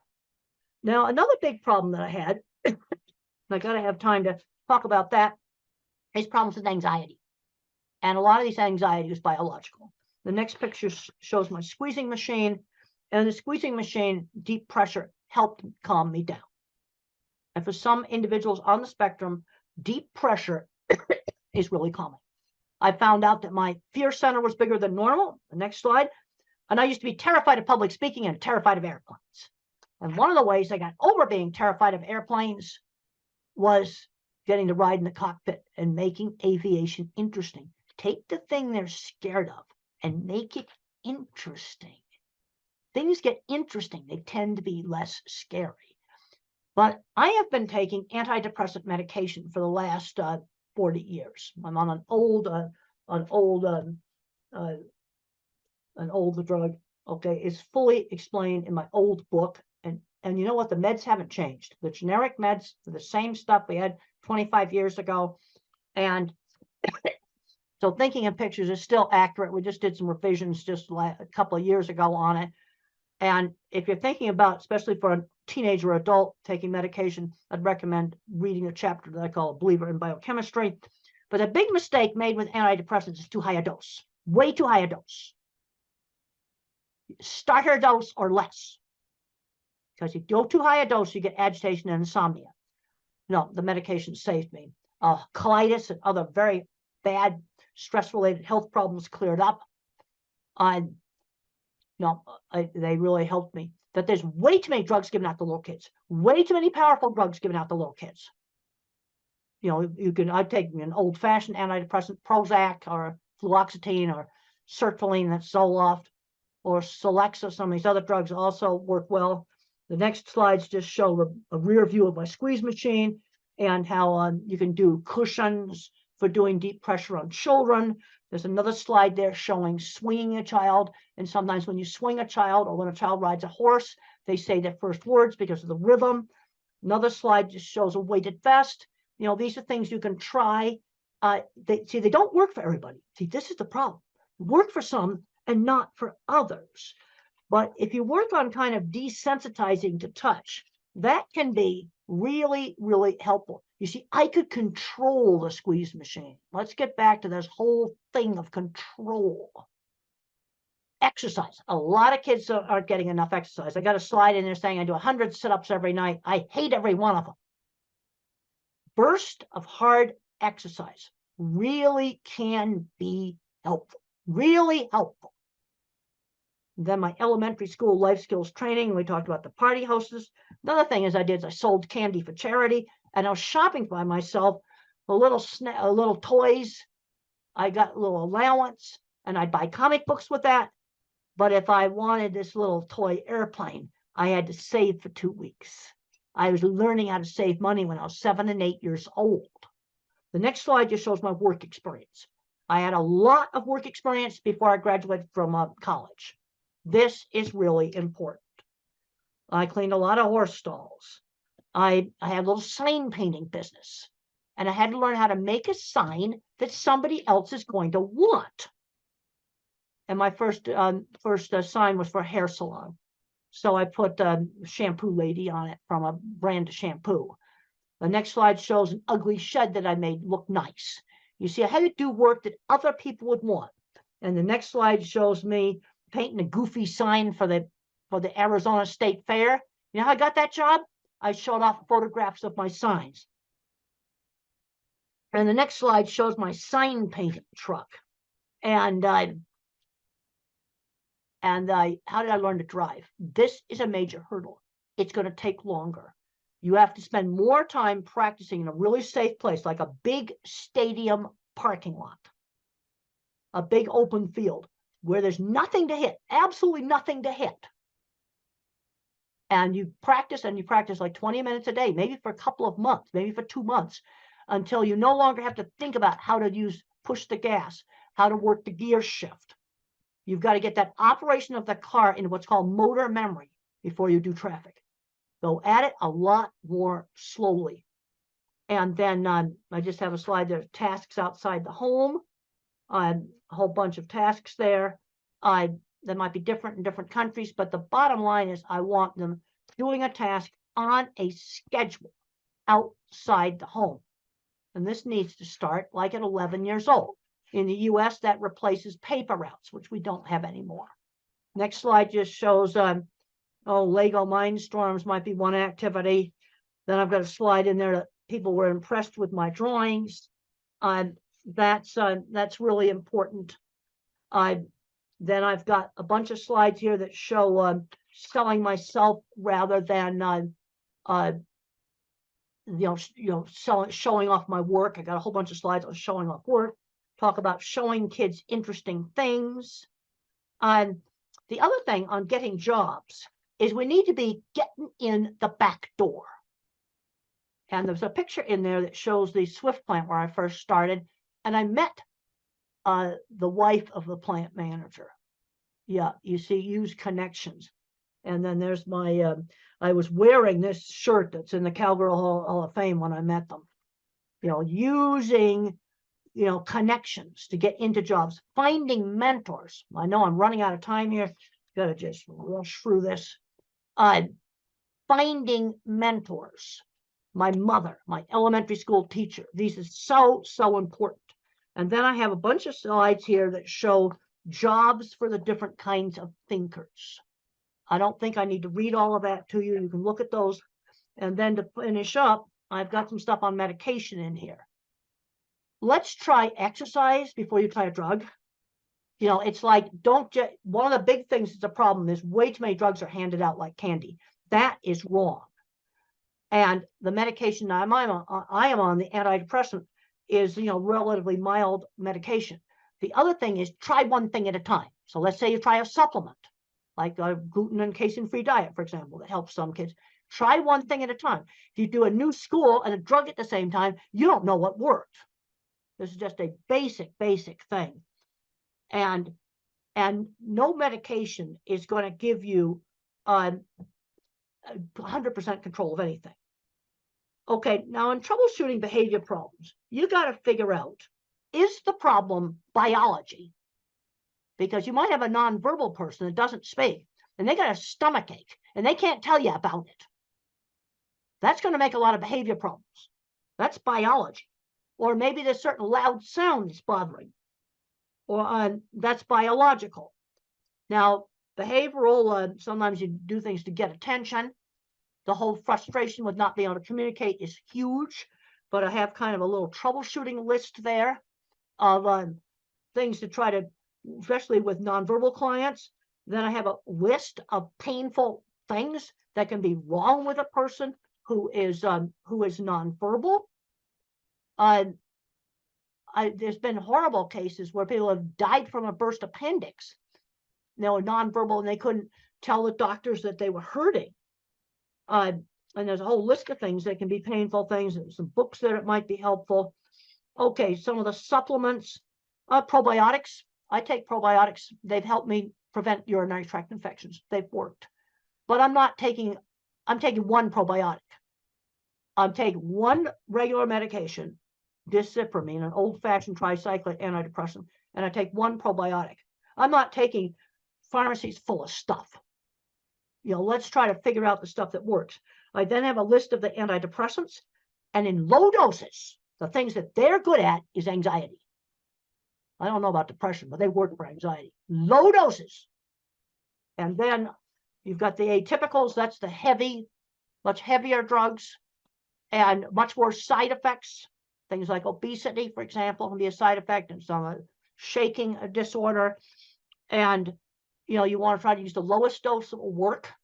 Sometimes very, very tiny doses of risperidol help with sensory, but I mean tiny doses. Another low dose principle, use the lowest dose that works. And then for some of the problems with anxiety, sometimes blood pressure pills work. And I've got a slide there that has blood pressure meds on it. And then epilepsy drugs. You can sometimes get outbursts that are actually psychomotor epilepsies, and they're completely random. They can be calm listening to music and have an attack, and you treat it with epilepsy drugs. So that's kind of getting near the end of this. Look up interactions. I'm finding that, let's say you're taking 4 different medications, make sure they don't interact with each other. And you can look that stuff online. It's readily available. But there's a tendency sometimes to just, okay, we got one little problem, we just throw another drug at it. That's wrong. But on the other hand, I'm not anti-drug because I think this medication saved me that I'm on. And I write about it in this book. And even though it's 27 years old, it's still accurate because the generic stuff's still the same. And I'm taking a probiotic that prevents urinary tract infections, that the doctors could figure out how to stop my urinary tract infections. Now I just take it. They gave me antibiotics to clear it up. And then what the probiotic does is it prevents it. And that's worked for me. Now but that's 2 things.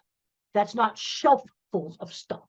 Well, I think we've run out of time. I had an hour, and it's been wonderful talking to you by video. I think we've covered a lot of stuff. And it's been great to be here by video. And I want to thank the hosts there for staying on and letting me talk to you, because I do a much better talk when I got people there I can see and talk to. Okay, thank you.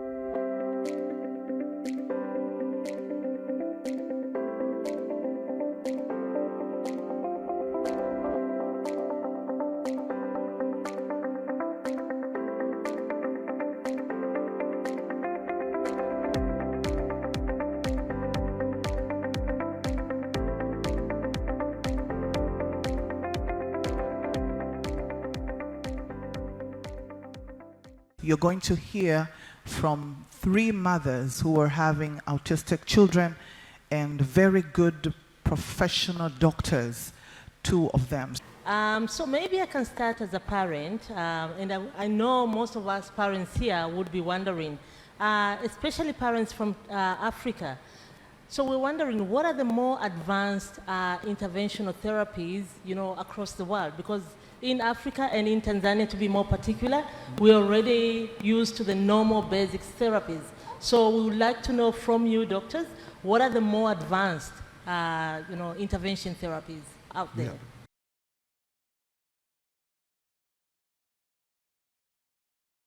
Thank you, Sarah. So I think you want to know about the rehabilitation therapies. Exactly. So as we know that the pillar stone or the basic conventional treatment for autism is neurorehabilitation, and that's the foundation on which the whole treatment for autism or cerebral palsy or intellectual disability basically leans on. So of course all of you know about occupational therapy and speech therapy, and we also do physiotherapy as well as special education and ABA therapy. So these are very important and have been tried and tested for many years now.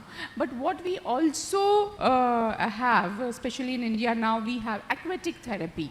So aquatic therapy is, children love water, right? So basically if you make them like swim in water or do specific therapies in water, they calm down better and it helps them concentrate better, their coordination improves. So coordination is one of the major issues in children with autism. So aquatic therapy has a big role to play in a comprehensive part, as being part of a comprehensive treatment for autism. Apart from that, of course, sensory integration therapy. We are aware of sensory integration therapy as a part of occupational therapy, but it's a science in itself because the information processing is a problem in children with autism. So sensory integration therapy, then art-based therapies, animal therapy. I think it's a beautiful therapy. Children are very sensitive and the animals are so sensitive, like we have trained dogs, and horses are a very good medium who sense the children's despair or their moods very well and help them settle down, and they work together beautifully. So animal-based therapy has come up as a part of, as one of the treatments for autism. So what we believe in India and in Neurodivergent is that it's important to do teamwork. So everyone working separately, you will achieve a little bit, but when you work as a team, together everyone achieves more. So comprehensive holistic rehabilitation, which happens together under one roof, would be the ideal situation to get treatment for children, and especially parents understand the importance because they are going from one place to another to get rehabilitation from different people, trying to squeeze in everything in one day. So comprehensive holistic rehabilitation under one roof which combines conventional rehabilitation with advanced rehabilitation treatments like aquatic therapy and sensory integration therapy, along with ABA and speech and special education and art-based therapy and animal therapy would be the best combination, we believe. Thank you very much. Thank you, Dr. Nandhi. That was very well answered.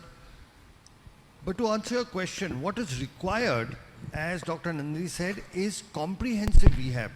In autism, the children require occupational therapy, speech therapy, behavioral therapy, psychological therapy, special education, art therapy, aquatic therapy. They require a combination.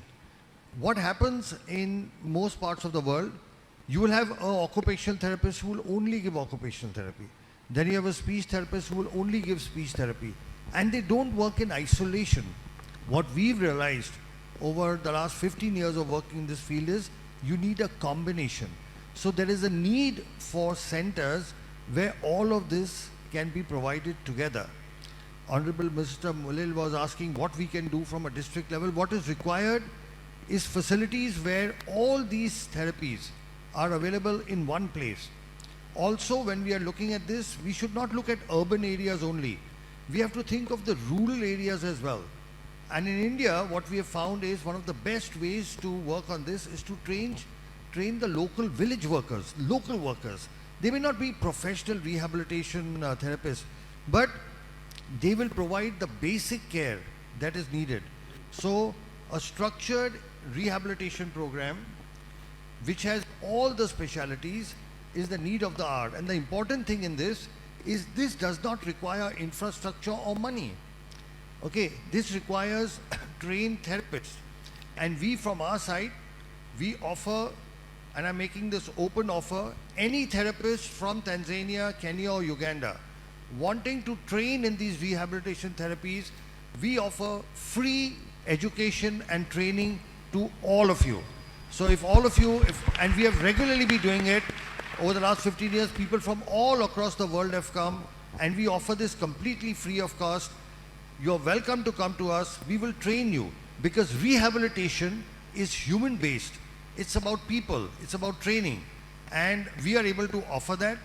So any of you therapists here, should you ever wish to come, please contact us and we will arrange your entire training program to Honorable Minister Mulel. If you, as a government, if you send people, in any case, Tanzania and India have a wonderful relationship. Historically also, many people from Africa have actually trained in India, you know, from the administration, civil services, military. We have a very good education and we want to continue with that. And we will offer training, comprehensive, very good training at no cost at all. So this way we can improve the basic of this thing, and we are also willing to conduct training programs here. We've already conducted several training programs. We've conducted in Kenya very huge 1-week programs where our people, so in case it's not possible for people to come, we come and train again at no cost at all. From the actual practical training, we give literature, books, lectures, and make it a very comprehensive program. So that, I think, will be part of our Tanzanian-Indian partnership as we go ahead. Thanks very much, Dr. Sharma. I think, one, I like the assurance that you can train, your institute can train our therapists. I think that's very positive for us as parents and as professionals. Thanks for that.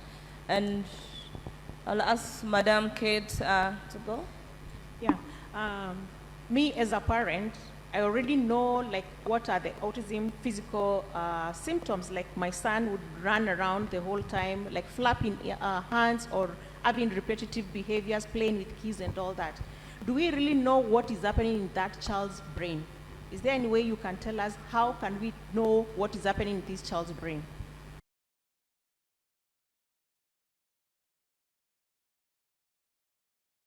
It's really important because so many parents come to us and say, oh, my child looks absolutely fine.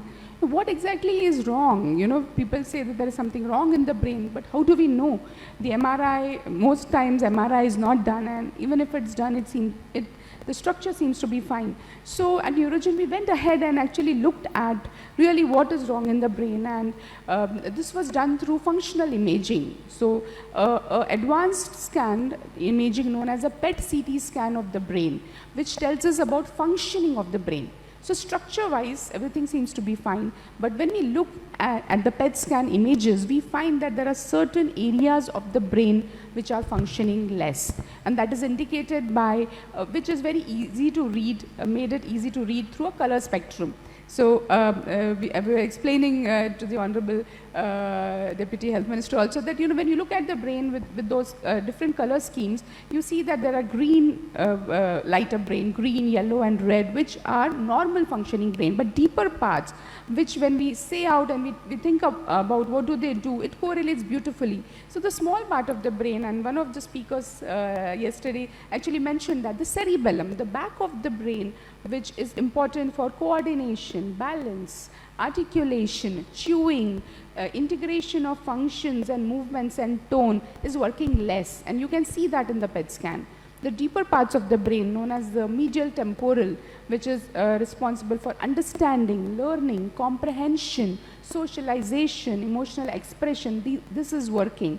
And the middle part of the brain, which connects the two brain, known as thalamus, which is a relay center, is working less. So all of this is possible only through the PET scan. So through the PET scan, we can actually find out which parts of the brain are working less, and now we get an understanding as to why our children are unable to process information or unable to respond to a lot of training that we do. So advanced imaging has really helped us go deep into a better understanding of what is autism and what really is functioning less and what is lacking in the children. So to continue with what she said, there is new brain imaging technology, and here I will have to keep talking back to Honorable Minister Mulel that we will need this equipment in this country. This is an equipment called PET-CT scan. I'm not sure if it's available. It may be available. This is modern functional imaging, which actually tells us which parts of the brain in children with autism are not working. So if it's there, that's great. We can actually start, investigating and looking at our children. But what is functionally, as Dr. Nandi said, has been found. So if I were to divide our brain into an upper brain or a higher brain, which does the thinking, the intelligence, the executive function, and all of that. And then there is a little lower brain, the smaller brain called the cerebellum, and the medial temporal brain. This is responsible for the primitive instincts. This is responsible for, the basic reflexes that we have. Now, what we have found in our research, and we were the first to do this in the world, and we've published our work in a very prestigious journal called the World Journal of Nuclear Medicine. We have for the first time shown the world that there are parts of the brain that are what is called hypermetabolic or not working properly. And this corresponds to the symptoms. So now for the first time we know why our children cannot talk, why they cannot read and write, why do they have all the behavioral issues, why can't they make eye contact, why can't they, take care of their daily activities like, brushing, bathing, food, etc. Why can't they process information and comprehend? Because there is a part of the brain that's not functional. For example, let's say if any of you developed a fracture of your leg, would you be able to run? Would you be able to walk? You would not be able to stand. It's not your fault. It's just that if your leg is fractured, you can't walk, run, and move around. But if your fracture was fixed, now you'd be able to walk.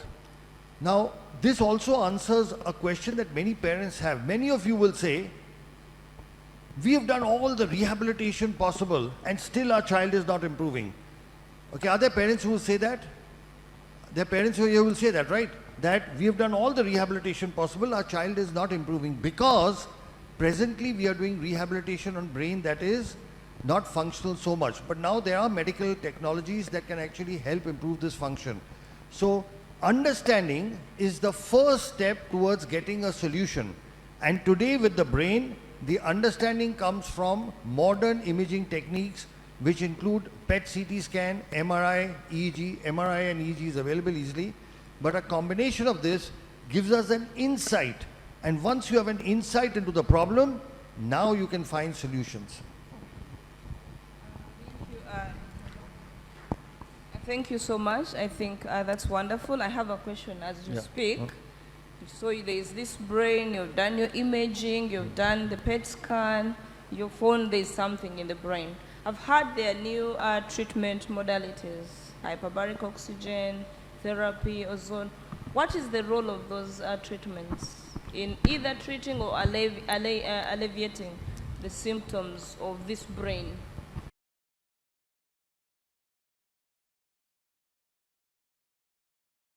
So what brain imaging has shown us is there are parts of the brain of these children which have what is called hypoxic ischemic damage. That means this brain is not receiving enough oxygen.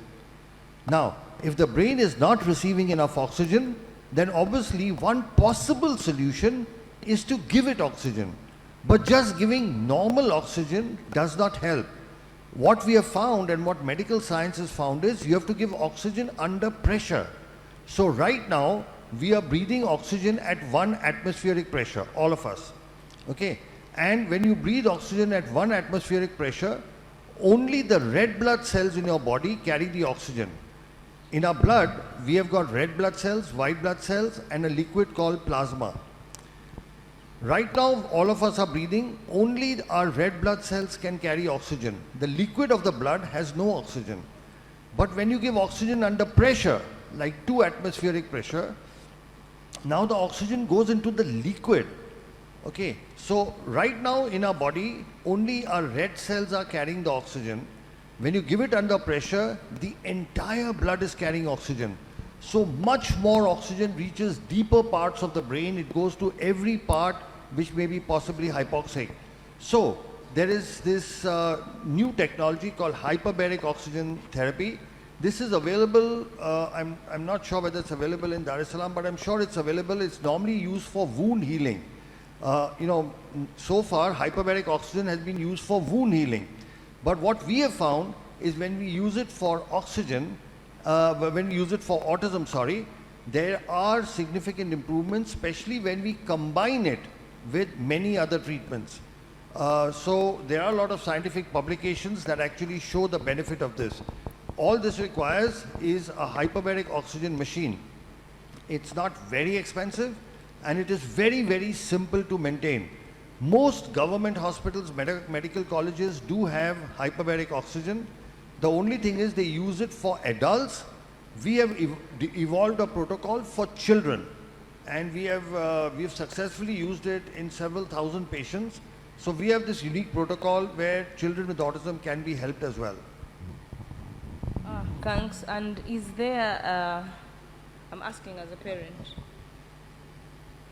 I know it's given in a chamber and sophisticated, environment.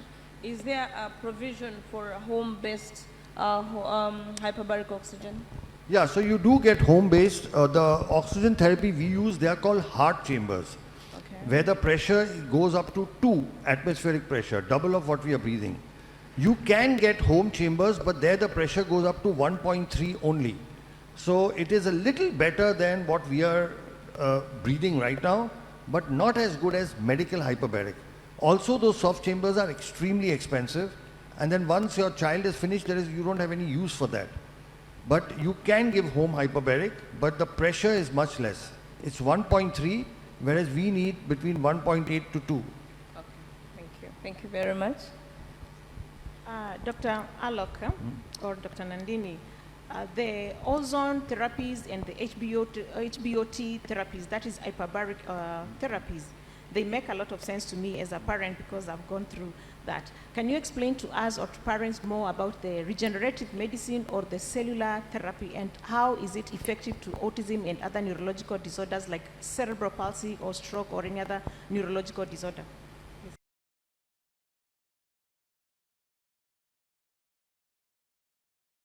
So basically, the human brain is the only organ which on its own does not regenerate. What do I mean? Suppose your skin is cut. A doctor can take a stitch and your skin joins. If your intestines are damaged, you can cut it and stitch it. You can stitch the heart, the kidney. You can fix a bone. But in the brain, you cannot take a stitch. You cannot suture it.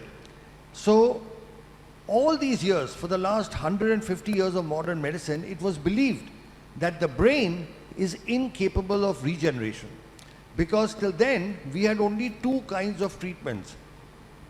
Either we had medicines like a drug or an injection or tablet, or we had surgery where we went inside, cut, chopped, sutured and closed. There is no medicine and there is no surgery for autism. However, the last 25 years has seen the evolution of a new kind of treatment, which is not a drug, which is not a surgery. It's called cellular therapy, where you use healthy, good cells to repair damaged cells. For example, if suppose you get a cut on your hand, what happens? That wound heals by itself, right? That wounding is called biological healing.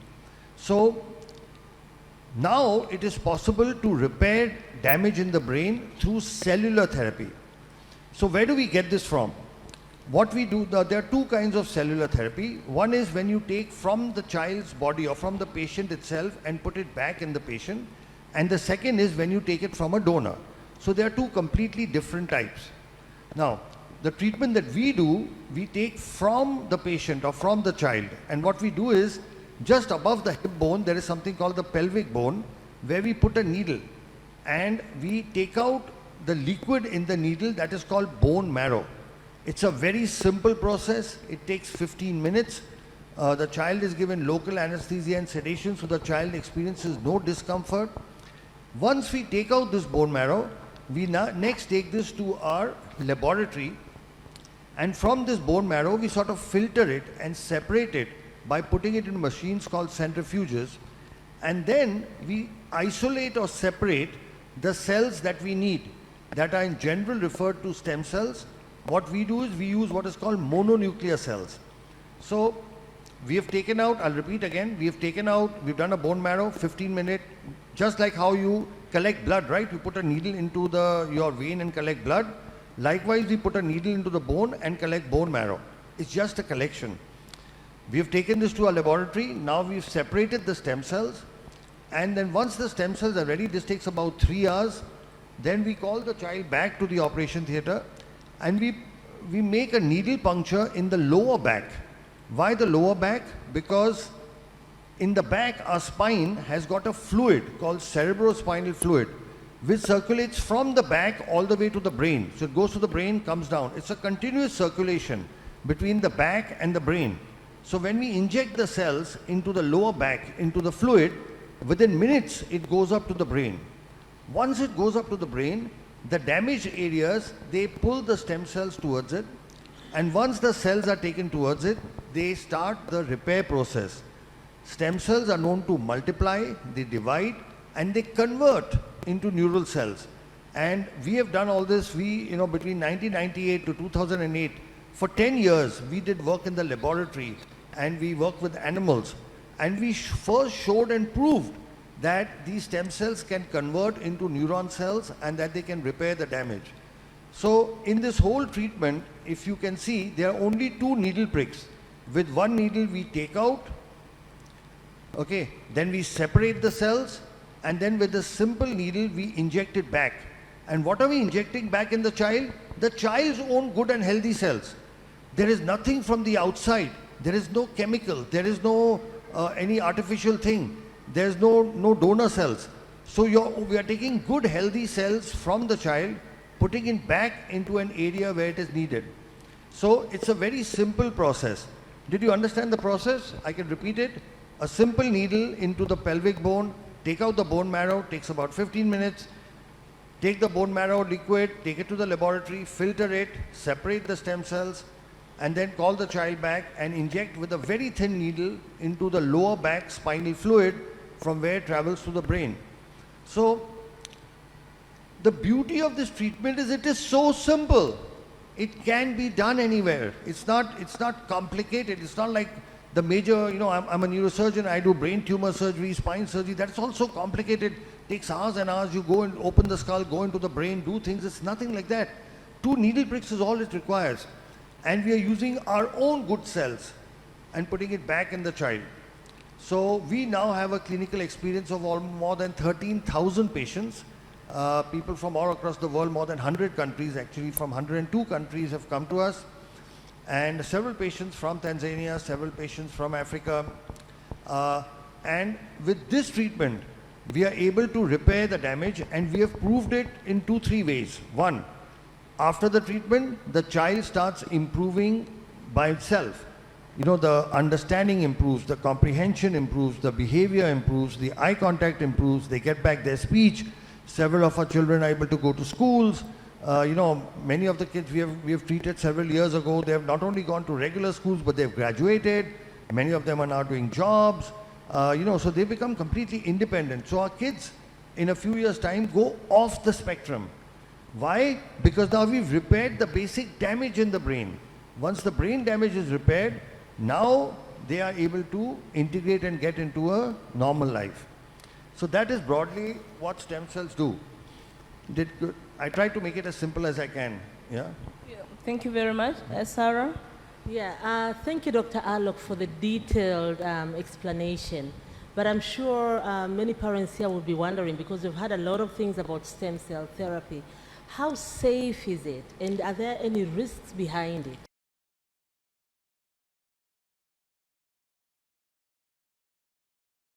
So that's the most wonderful thing about the treatment. It is 100% safe.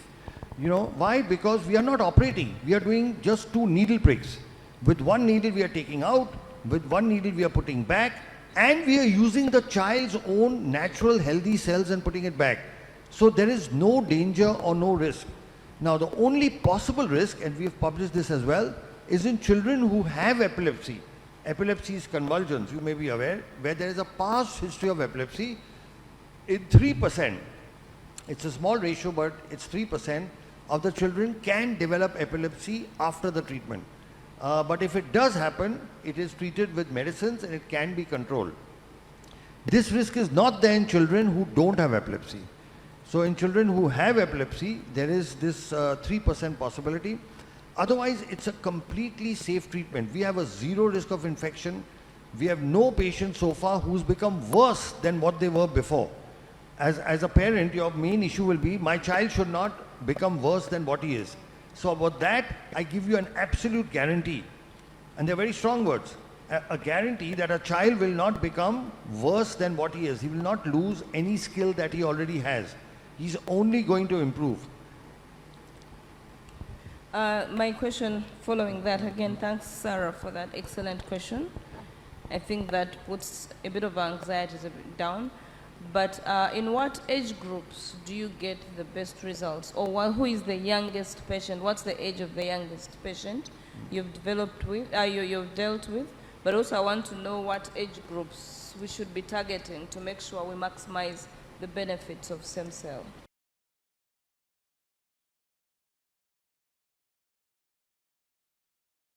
That's a very, very good question. So what our research finds is that when we treat children below 5, they have the best possible results. Now here there's something very interesting, you know, we have a doctor from Kenya, from Nairobi.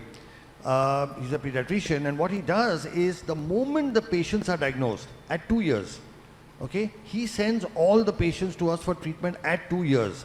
And we will be able to reverse the autism in all of them because they've come to us very early. What our own research shows is that the earlier you treat, the better it is. Now the thing about autism is you don't make a diagnosis till about 1.5 to 2 years. So our youngest child is 18 months. We have several children we've treated at 2 years, 2.5, 3 years. We've also got children older we've treated, between 5, 10. The oldest I've treated is a 38-year-old boy. So now there is a wide range, but like in any other, you take any other disorder, any other, what we don't consider autism a disease, by the way, so I don't want to compare it, but any other disorder, the earlier you treat, the better it is.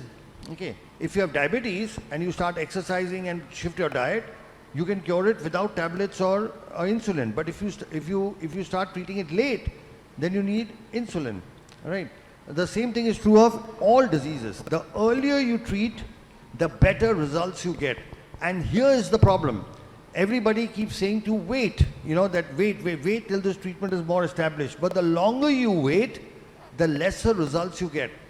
And the results of this doctor, this wonderful gentleman doctor from Nairobi, has clearly shown, and he's actually analyzed the data.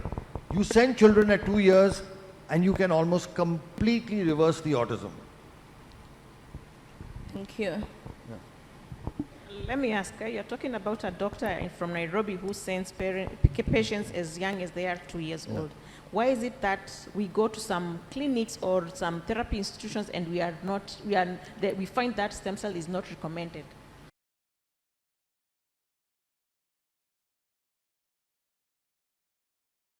Okay, that's a very interesting question. See, I'll tell you, and I say this openly, I don't mind saying it, all of us in Asia and Africa have what I call a colonial hangover. They're very strong words. What do I mean by that? When a doctor from the Western countries, from America, England, with a tag from Harvard, Oxford, Stanford comes, all Asian and African doctors start believing in them. All right? But when work comes from Asia and Africa, we don't believe in our own people. Now, stem cell therapy has evolved in the East. So India, China, Korea, and Japan, we are the leaders. Okay? Japan and China Japan has almost 900 stem cell clinics. China has over 1,000. So these are, I'll repeat again, India, China, Korea, Japan. The Western, in this particular thing, so the world's first scientific paper on cell therapy in autism was published by us from India. The second paper came from China. The third paper came from Italy and Ukraine. And the fourth and fifth paper came from America. This is a race that India and China have the gold and the silver. The Americans don't even have the bronze. They are fourth and fifth. I'm just in a lighter way. So our own doctors don't believe in it because they say, why is it not coming from the West? Okay. So this is the fundamental problem, is because this is an Eastern-driven technology for various reasons. There are political reasons, there are religious, there are several reasons due to which it didn't develop in the West. It developed more in the East.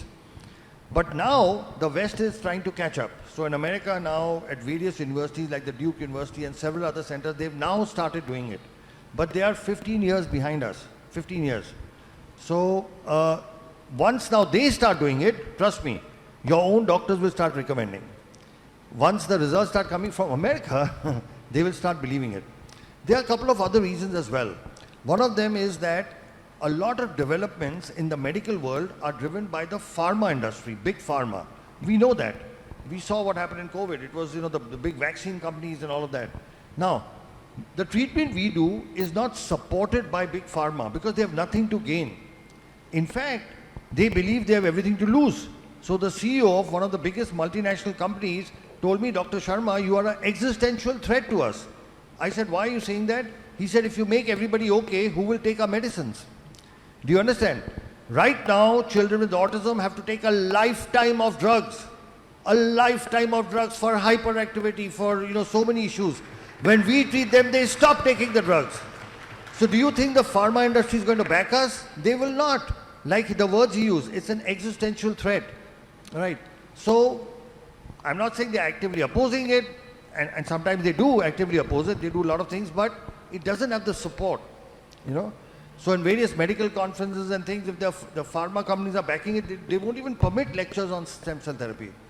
So these are a couple of the reasons. One, it's East driven, and second, it doesn't have backing from big pharma. Did that make sense?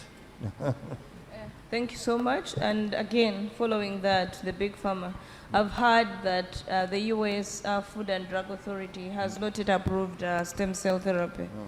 Is that so? And what have you done That's very about interesting. it?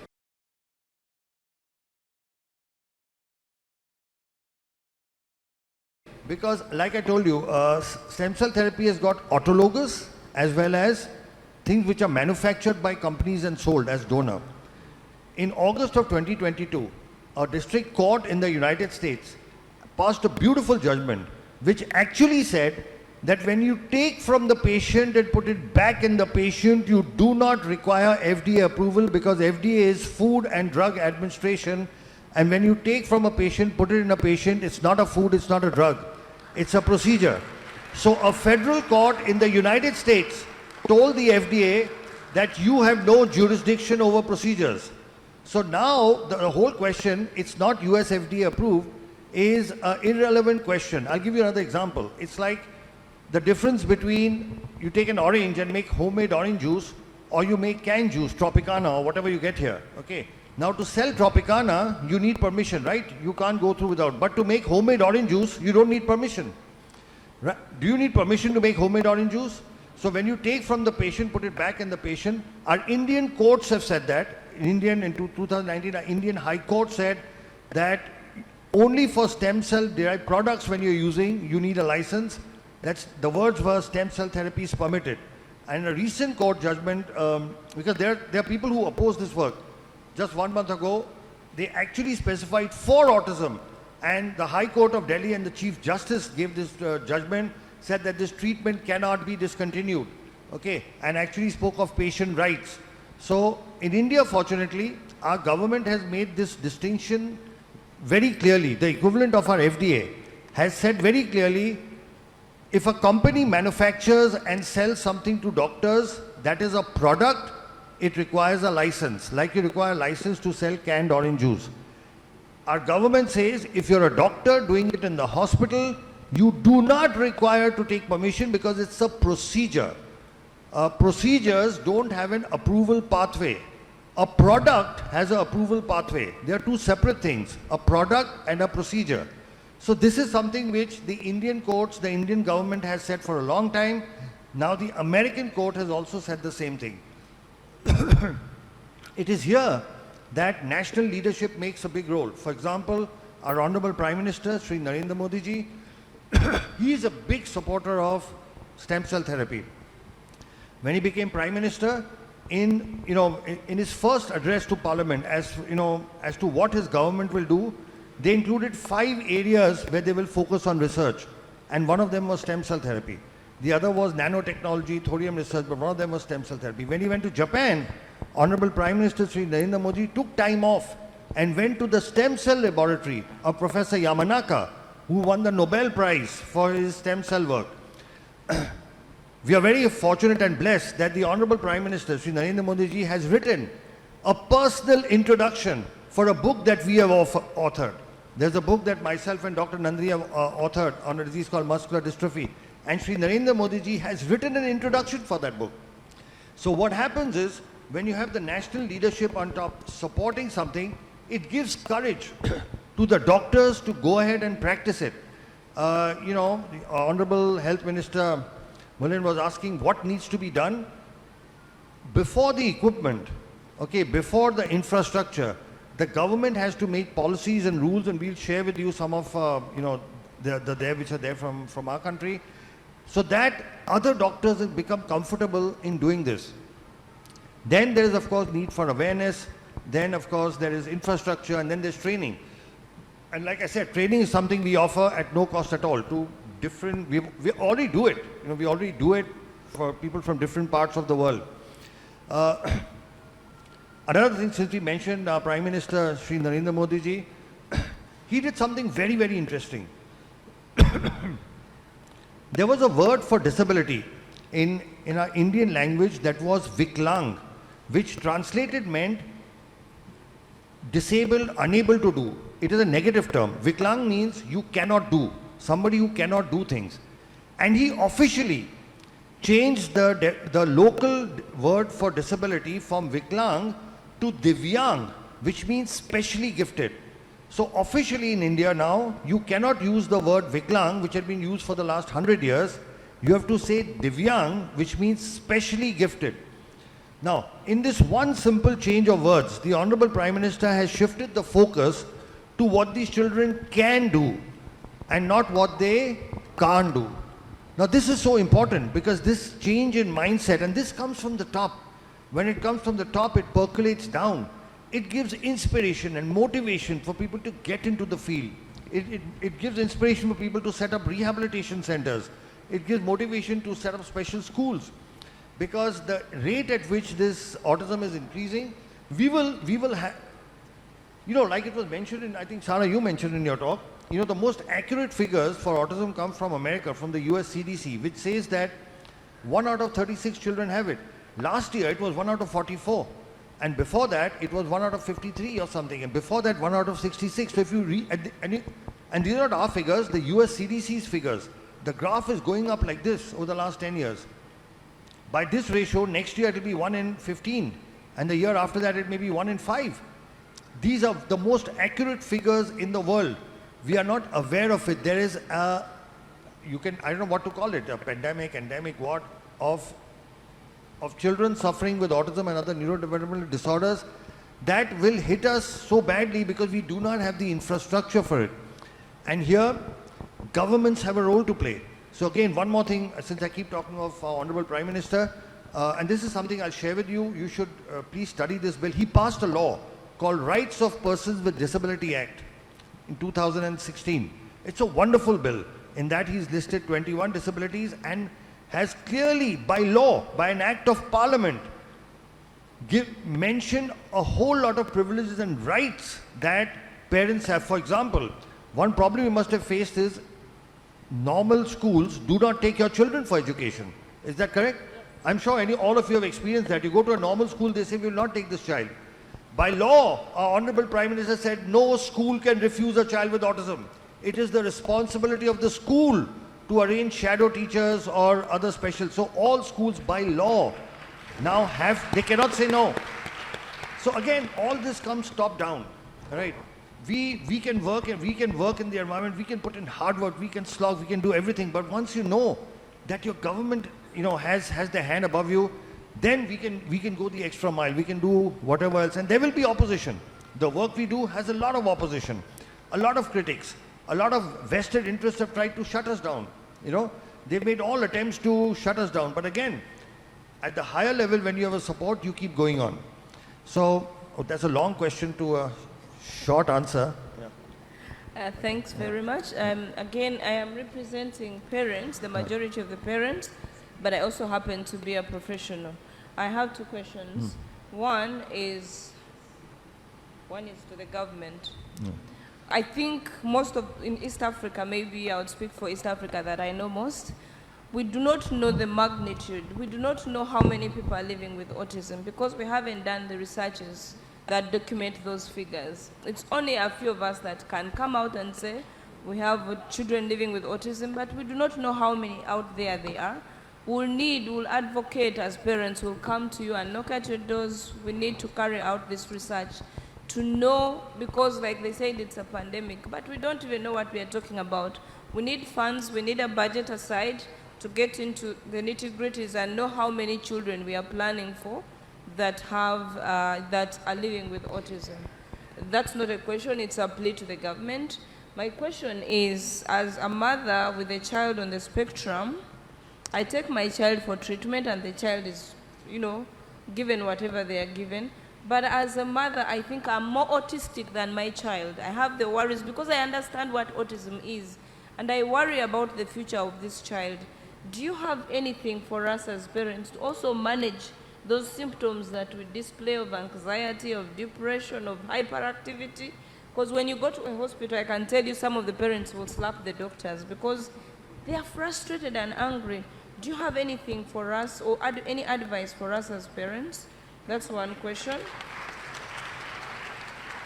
I'm happy you're clapping for me because it's been a journey. You actually, even when you go to church and your child is discriminated, you're angry and frustrated and rude. Then the other is, what is my role in all this you're talking about as a parent in the management of this autistic child?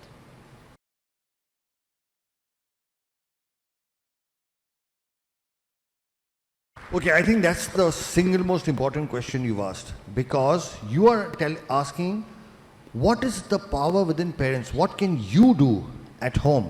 And I think that's a very, very important question. So let me start with, there could be multiple answers to this, Dr. Olivia. First, I want to appreciate and thank you for coordinating this, because you are a parent as well as a doctor. That's why I think they've decided to keep you in the middle. You have parents there and doctors here. But I want to talk about several things. So first thing, there is actually research that has happened in India which has shown that every mother, especially mothers of children with special needs, go through depression, anxiety, and severe psychological upheavals. Many of them even contemplate suicide. We've had several mothers who've actually not just thought of, but attempted suicide, and not just once, 2 or 3 times.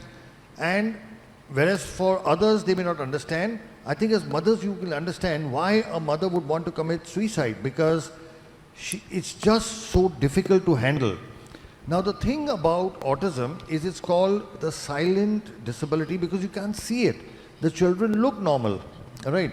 They look normal, and so, but looking after them day to day takes a lot of spiritual, emotional, physical courage and efforts. Right from morning, from getting them up to getting their basic toilet and clothing, to feeding them, to taking them to rehabilitation centers, everything is such a challenge. It's not like, you can just walk across. It's like you're walking across with a haversack and 2 heavy bags. Everything is a challenge. Everything is difficult. Every single step. And I very often say, as mothers of kids with special needs, you put more emotional and spiritual energy in one day than maybe most of us don't put in a whole year, just to see one day through. So yes, it takes a lot of energy, devotion and concentration. But one of the reasons for that, and I'll tell you the reason for that, is all of you, when you've gone to your therapists and doctors, they've told you that nothing can be done for your child. Haven't you been told that? All the doctors said nothing, you have to live with this. And what can be more depressing, what can create more anxiety or more depression or more fear and anger than being told, here's this lovely, cute, beautiful child you have. The whole world has advanced so much in science and technology, we are sending rockets to the moon and Mars, then why can't my child be helped? Okay, so that is at the bottom of your frustration, anger, hurt and pain. And here I am to give you good news that that's no longer true. Okay, today we have medical science, medical technology that can actually reverse autism. We've treated several thousand children of that. Our work is published in scientific papers. So today, there is technology available. It's not available in Africa, but it is available outside. And I'm sure soon, with the support of the Honorable Minister and other senior people, this should be available here as well. So earlier, if you were in a dark tunnel with no light at the end, now there is light at the end of the tunnel. And once there is light at the end of the tunnel, a lot of your anxiety and depression goes away, because now there is something you can work towards. So that's the first good news that we have to spread. The news that autism cannot be treated is a 50-year-old, 75-year-old myth, which is no longer true, because we have shown, we have proven through having treated thousands of patients and our scientific publications that this is no longer true. Now, a few things I must tell you from what we have learned from, by the way, we learn much more from parents than we, read from any book. So we've been doing this work for the last 15 years. We have several children who are off the spectrum. And this is what we have learned is required from parents. First thing, an unconditional acceptance of your child the way the child is. Okay, what happens is we ourselves start thinking that our child is less than, that there is a child is not adequate, there's a problem. See, suppose your child had appendicitis, or he had a stone, or he had some lung problem, or even if he had a heart problem, would you think your child is less than? No. You would think you have a normal child who has a medical problem. Yes or no? Let's say your child had a hole in the heart. You don't think there is a problem with your child. You have a normal child who has a hole in the heart. Okay, you fix it.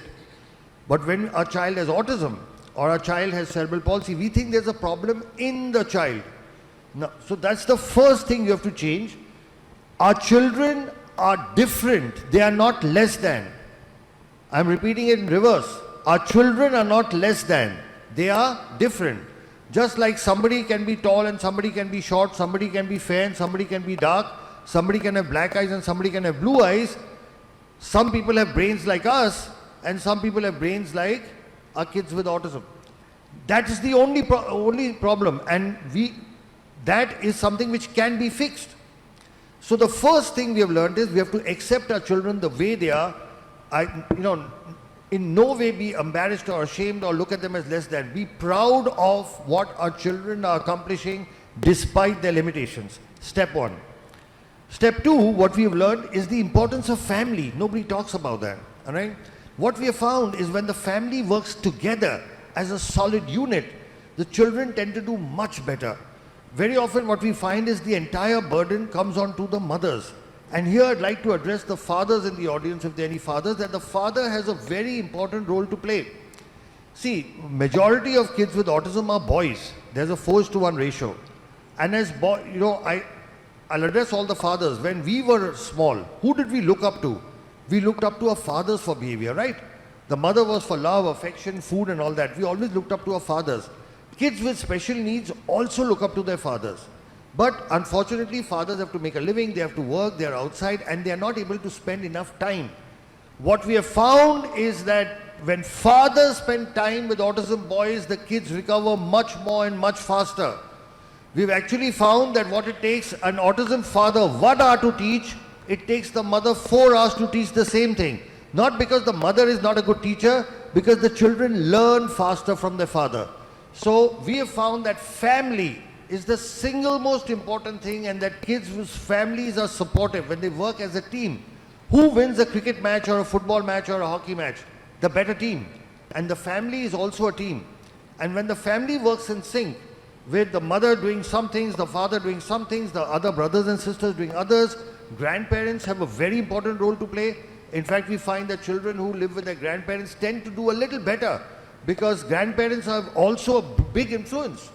Our Honorable former Prime Minister, grandparents have a very important, we've actually found this, that kids who stay in joint families with their grandparents tend to do overall better, because a grandfather's love and a grandmother's love and the teaching is different from, I'm not saying it's better or worse, it's just different. So family as a unit is extremely important, So I spoke of unconditional acceptance, then I spoke of family working as a unit with fathers needing to give time. We do everything else. You supply your child with all the money and all the facilities, and you pay for everything. But what your child needs is your time. If you can just keep 2 or 3 hours aside every day for your child will do very, very well. Then what we have found is, from a medical point of view, if you take a combination of our cell therapy, hyperbaric oxygen and rehabilitation, we find that this helps in getting the children to a normal life much faster. Now, what is the role of all of this? The brain is like a computer. A computer's got hardware and a computer's got software. Cell therapy fixes the hardware only. Software comes from rehabilitation and software comes from the family, because that is what trains the brain. So a combination of cell therapy and oxygen therapy, which fixes the hardware, of rehabilitation and a good environment at home that fixes the software, and our children will be able to recover. So this is the next thing, the medical treatment. Then, apart from this, there is something very special we found. We found that almost all these children have some special ability or the other. Okay, but it was not seen till you did cell therapy, because now the brain was partially damaged, and so you could not see what is special. What we have found is, once we repair the damage in the brain with our cell therapy, now you can start seeing the special abilities. And we have kids who are brilliant in numbers. There are kids who are, running at the age of 11, running chemical factories. We've got, if I tell you some of the things, you'll not even believe them. We have a child who can actually read your mind after. A child who, after cell therapy, has improved to the point that if you think of a number, the child can actually tell you what. And they are amazing ability. They're called savants. There are kids who you tell them any date in the future. Any date, you say 23rd July 2030, and they will tell you in an instant what day it is. It's Wednesday. And I don't know if you know, but Elon Musk, the world's richest man today, had autism. You can Google him. He talks about his autism. But this man changed the world. Albert Einstein had autism. Okay? But this man, and he could not read, he could not speak or read or write for very late in life. And then this man changed the world. Several of our tech geniuses, they don't have autism, but they've had difficulty in studying, learning, Bill Gates, Steve Jobs, they never graduated from college, all right? But these are people who changed the world.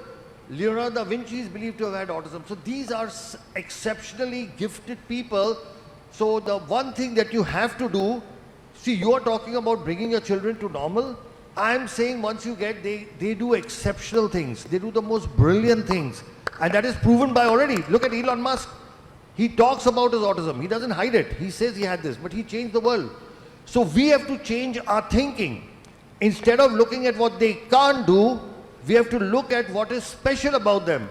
Like what our Honorable Prime Minister said by changing the name. He said, don't look at what they can't do. Look at what is the special gift in them. So with this combination of things, like I said, unconditional acceptance, the family working as a unit, the medically, a combination of cell therapy, hyperbaric, along with rehabilitation. And rehabilitation, like Dr. Nandini said, needs to be comprehensive. You need to be able to do all the rehab. You can't just do one. People think they go to just one specialty and my child will be okay. No. You need all the specialities together, comprehensive rehab, and then our children will be able to come out. So I hope that answered your question. Yes, so maybe, wow, this is like a ray of new hope. Yeah.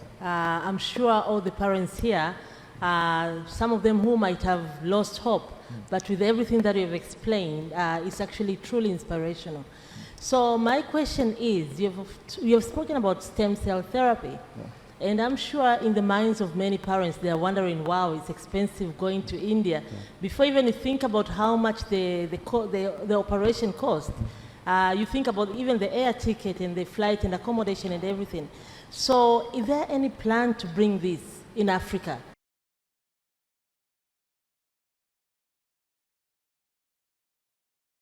Yes, so we are very clear. We want to have a facility set up in Africa, and we are actually keen on, so we've actually shortlisted between Tanzania and Kenya only because they are English-speaking, direct connection to India.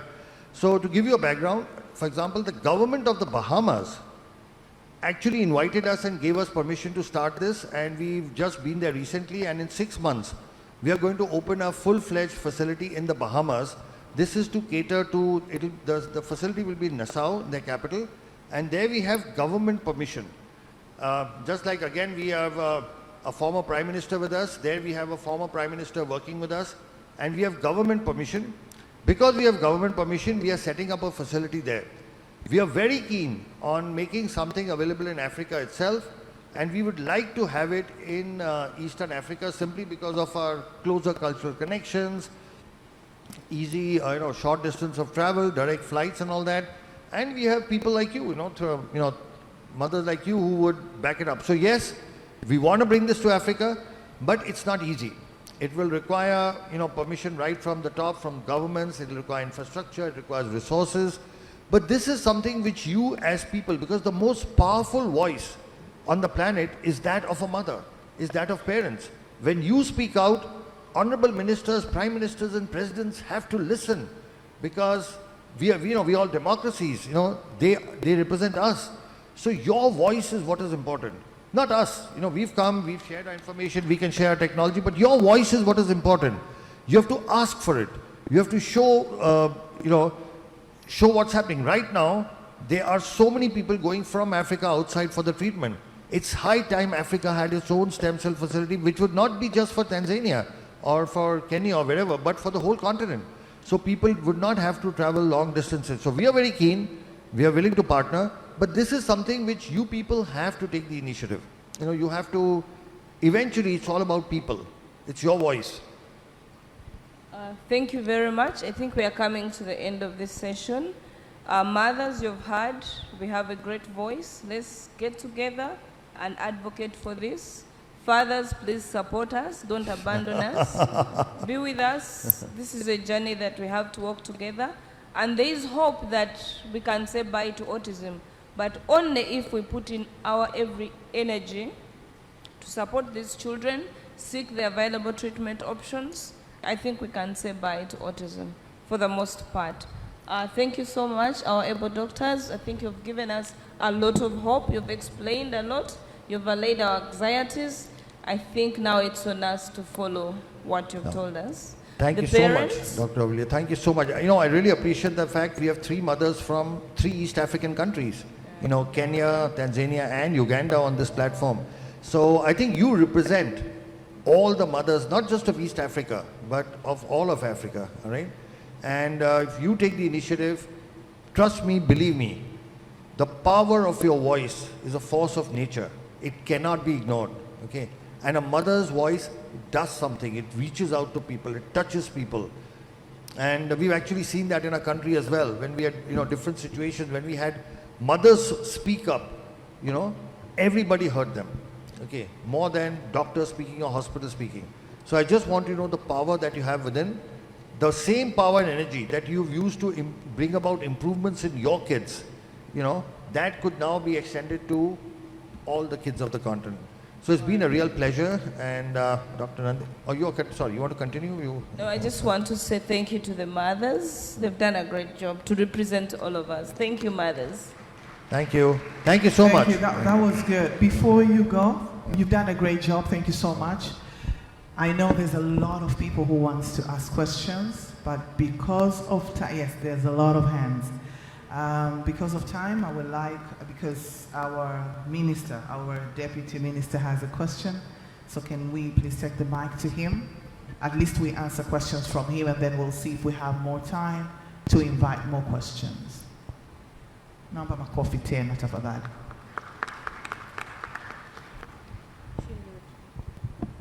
Karibu sana mheshimiwa.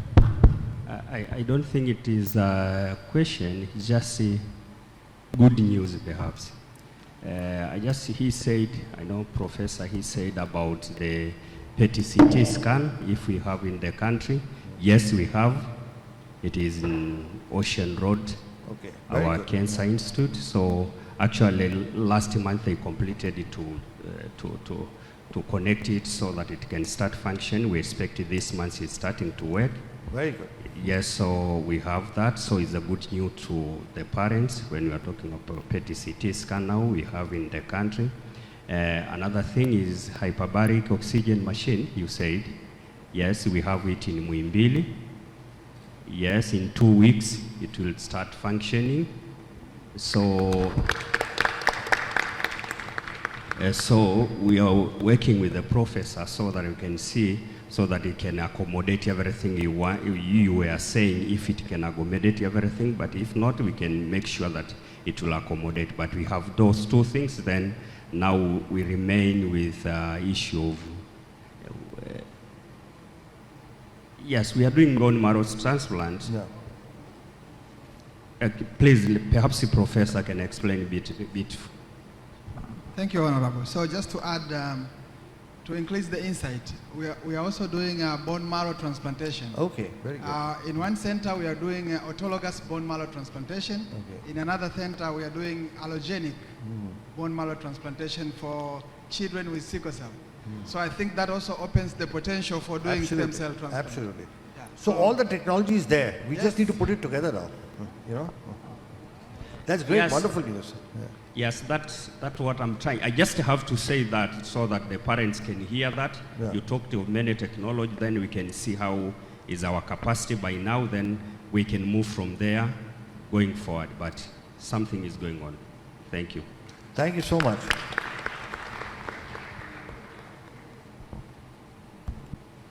Okay, thank you so much, our dear Deputy Minister of Health, for the additions.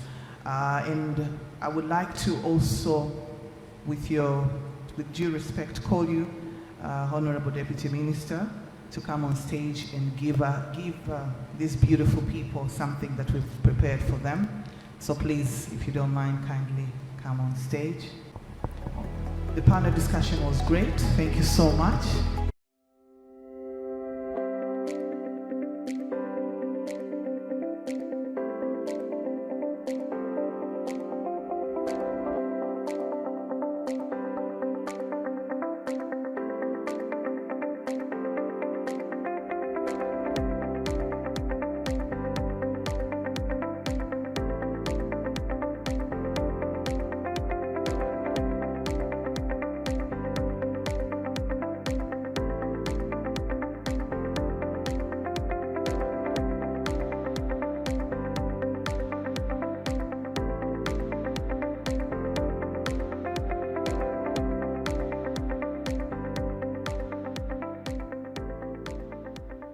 My name is Geoffrey Ekongot. I'm the chairman of Autism Society Uganda. It's an honor to be here and to play this role on the International Day of the World Disability Day. I now take the honors to welcome Tom Land. But before I welcome him, Tom Land, also known as Thomas Land, was diagnosed with autism at 13 years old. Since accepting his diagnosis, Thomas has been recognized as an author, speaker, and emerging leader in the autism community. Tom Land is the world's first Toastmasters accredited speaker with autism. The Toastmasters accredited speaker distinction is reserved for the finest professional speakers in the world who fulfill numerous criteria, then compete for the honor in front of a huge live audience. Now, imagine having autism and meeting that challenge, because that's exactly what Tom did. Tom is one of only 90 accredited speakers in the world, and the only one with autism. He is certified human potential coach and professional diversity and inclusion consultant. He is poised and ready to share his positive energy and inspiring messages as an end keynote speaker, corporate trainer, and consultant to organizations across the country. He also spoke on the TEDx stage to impart wisdom and inspire others with his talk titled, How to Come to Life. He is the author of the award-winning bestseller, Come to Life, your guide to self-discovery, and recently published his second book, My Glass is Full, Stories of Putting Mental Health First. He recently set a Guinness World Record as the world's oldest person with autism to finish a full Ironman triathlon. I once again welcome Tom Land to present his topic, Come to Life, Preparing for the Transition and Your Future. Mr. Tom Land, you're welcome on stage.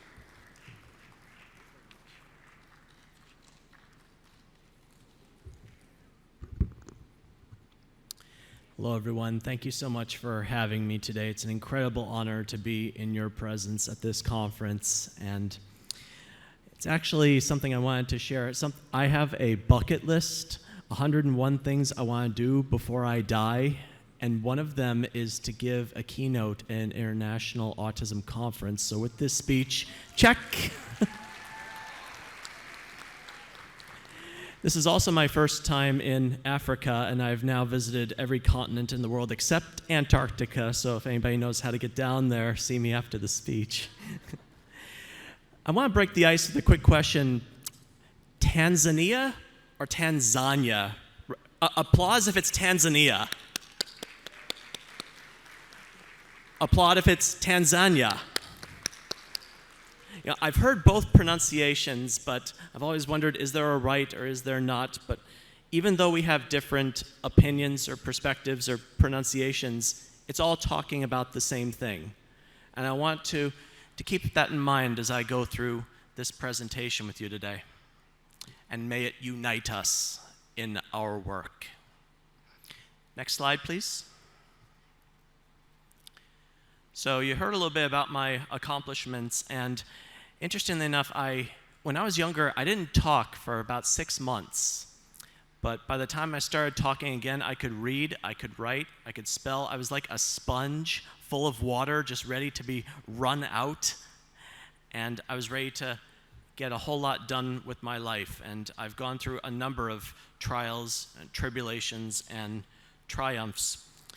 But each of these accomplishments that I have has a deeper, bigger meaning to them. And I'll be sharing what those are about. And you may notice at the bottom there that you heard about my Ironman record. 6 weeks ago, I broke my own record. I did another full Ironman, so I'm a year older, and I'll be put in the Guinness Book of World Records again. And for those of you that don't know what an Ironman is, I know my metric system, 3.8 kilometers of swimming, 180 kilometers of biking, and 42.2 kilometers of running back to back to back in under 17 hours. No easy task, particularly for someone who is subject to sensory overload and stomach matters. I had to manage all of those elements, and I just kept on going, and I crossed that finish line. Next slide, please. Now, for professional keynotes, I know some of you may require objectives, so I want to list them here. And I hope you'll see that what I speak about today can apply to just about anyone, particularly as they prepare for what life is. If you go to the next slide, please. I have a meaning of life that I'd like to share with you today, because there have been several individuals with meanings of life, Monty Python, if you follow that particular comedy series, religious leaders, philosophers. But I find that life is not really a word, but an acronym. One of my many talents is to take words and form them into an acronym, a better way to categorize and memorize information. So I'm sharing my meaning of life with you today. And think of these categories as they pertain to your young person or young people on the autism spectrum or what have you. We have love and relationships, starting with the love for yourself and your relationships with others.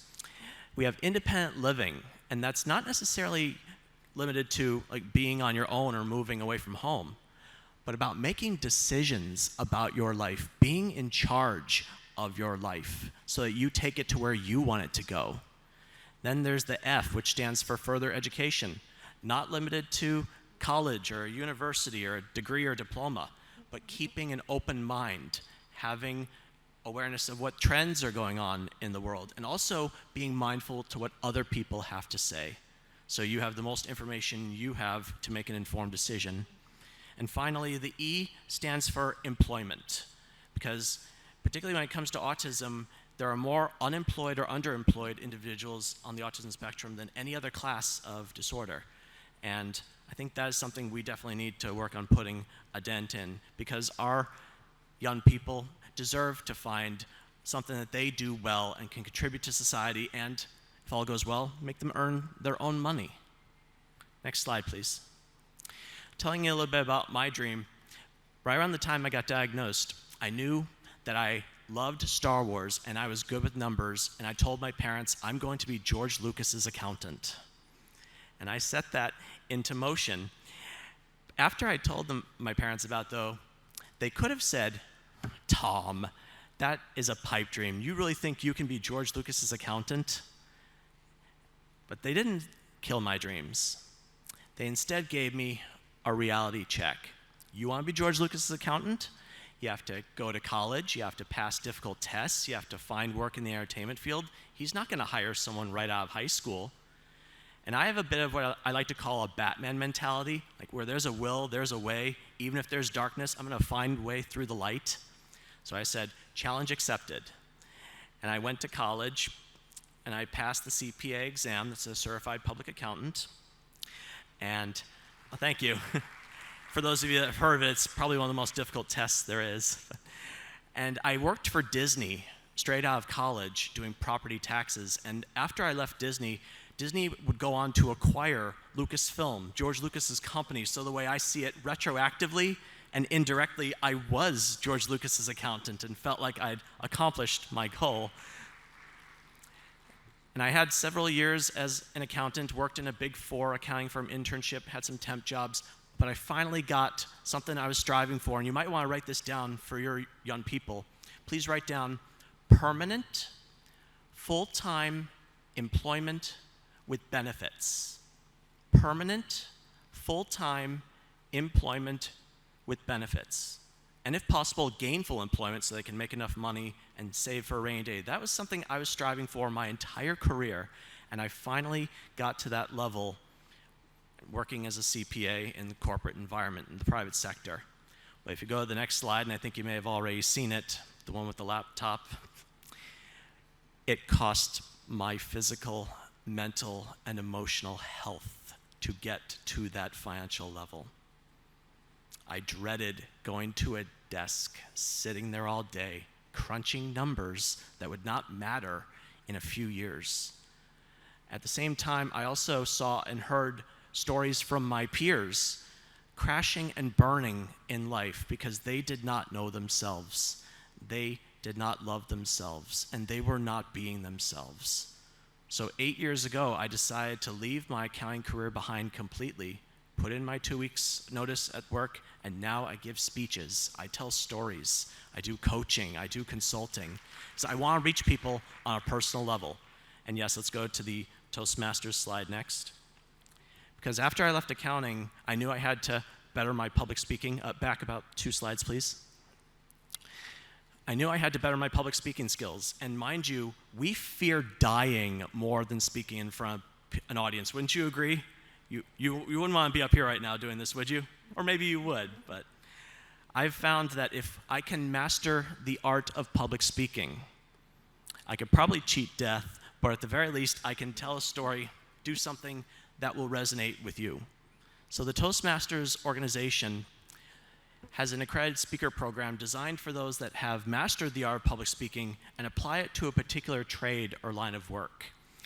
And for someone on the autism spectrum, which is a social communication disorder, and being able to master the art of public speaking, which is essentially socializing and communicating, I wanted to show myself, my peers, and the world that you too can break barriers. You can overcome obstacles. You can shatter ceilings and stereotypes by showing people that it can be done. So thank you. So that's why I went for the accredited speaker designation. And if you go to the next slide after that about the human potential coach. Right before the pandemic, I got certified as a human potential coach because speeches are one thing, but I wanted to reach people on a personal level and find out what's really going on with them, get to the root of who they are and how they can make the world a better place. And today is the International Day of Persons with Disabilities. I was at the United Nations 4 years ago in New York describing why people on the autism spectrum deserve equal employment opportunities. And the United Nations has sustainable development goals that they want to fulfill by the year 2030. And if any of you happen to see my lapel pin here, I have a pin with those sustainable development goals illustrated.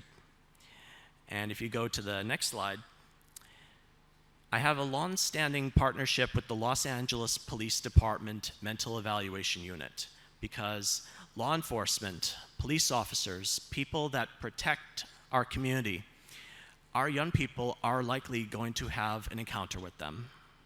They may not have had one yet, but there's a very good chance that they will. And our officers need to know what to do. So I share my stories and give them pointers on how they can best serve our population. But there's another thing that was overlooked that my mother and I put into play. Next slide, please. And that is to teach our young people what they need to know when it comes to interacting with the police. Because ladies and gentlemen, just training the police is not enough anymore. Our young people need to know how to interact with the police. And this could mean the difference. The knowledge that they get from this movie, Be Safe, which my mother created based on stories from my own experience. Granted, I've never been arrested or imprisoned, and I'd like to keep it that way. But I've heard stories, and my mother was a consultant for families who unfortunately had a young person who wound up on the wrong side of the law. So I urge you to use Be Safe or similar tools that might be at your disposal to show young people how to interact with the police. That could mean the difference between freedom and imprisonment, or even life and death. Next slide, please.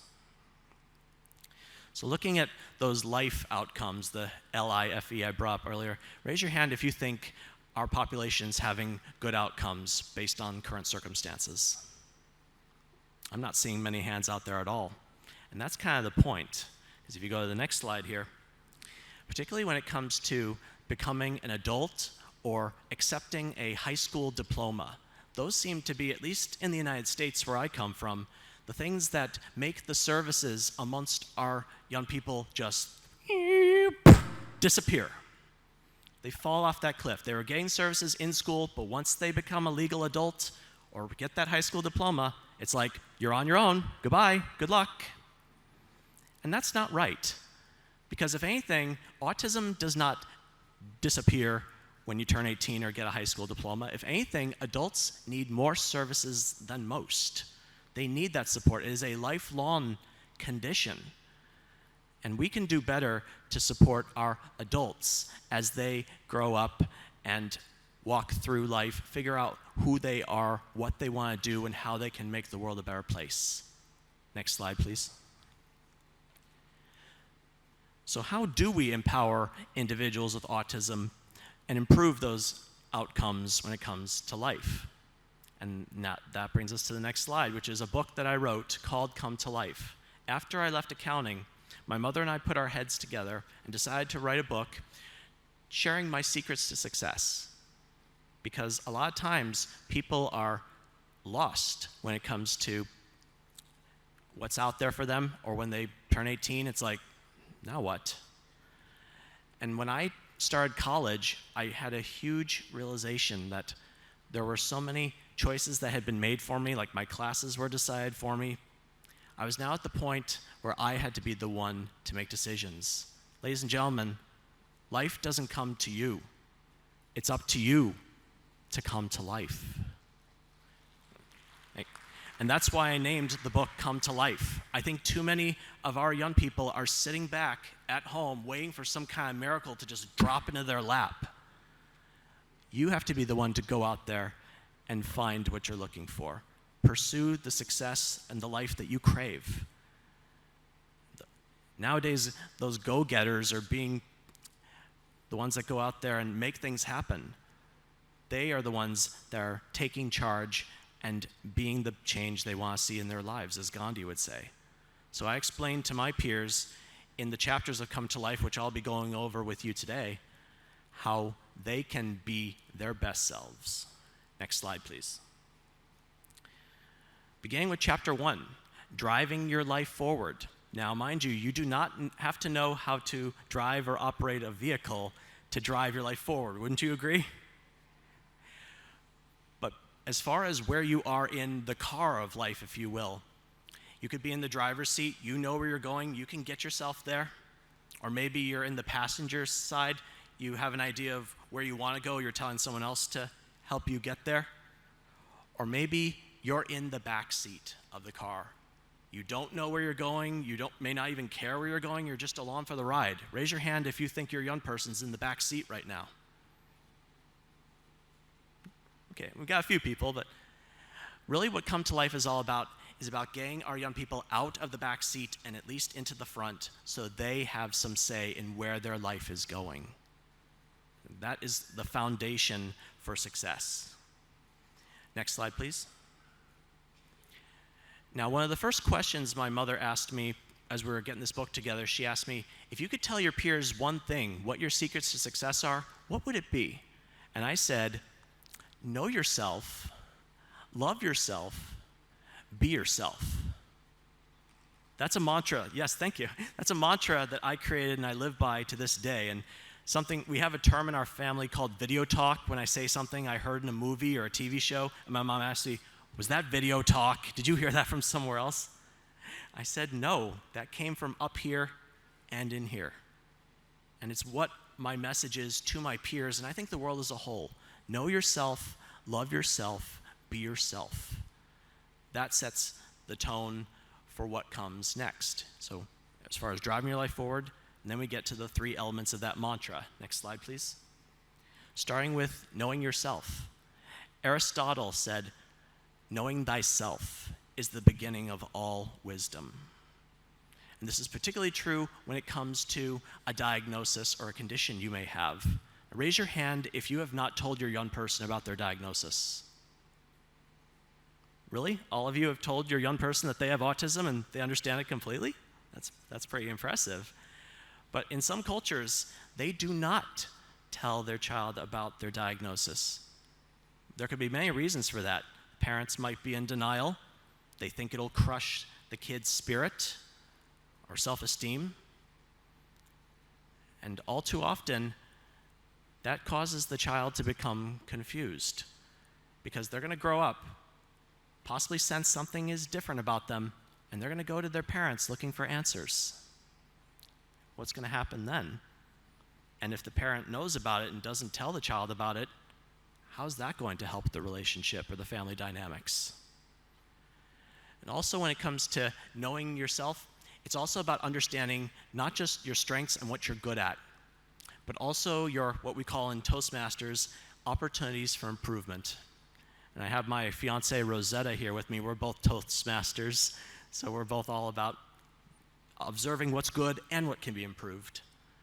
And the same has to go for our young people. Why? Because if you focus only on what they do well, there's a risk that they keep making the same mistakes over and over again. On the flip side, if you only focus on where they fall short, they may never find out where they can truly thrive, what they are really good at, and what they do better than anyone else on the planet. Each and every one of us has something that we do better than anyone else on the planet. So we have to look at both, what you're doing well and where you can improve, and both get addressed. That's how you truly know yourself. And when I was young, I thought I had to know everything, and I had to be perfect. I dreaded even getting like a B on a test. I would rip it up to shreds. I didn't even want to face the idea that I'm not perfect or I don't know everything. And I was really hard on myself. I thought my mother was perfect, so I thought I had to be perfect. And when I come to find out she's not perfect, and I'm like, well, you don't really talk about your problems a lot. Granted, parents do make mistakes and don't always get it right. But the important thing is that we love ourselves. And that is the next slide, the second part of the mantra, love yourself.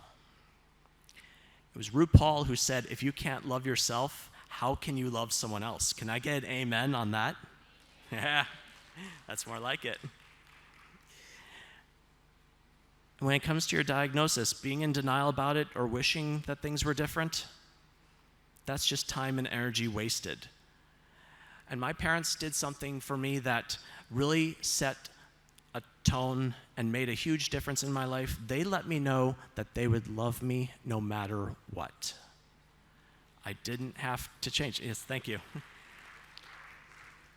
Because this is the life that is going to be. The question is, how is the family going to go with it? And I should note that, figuratively speaking, when there's one person with autism in the family, the entire family has autism, figuratively speaking. So on that note, are you all going to be on a unified front around your young person or people? Not take no for an answer? Find a way?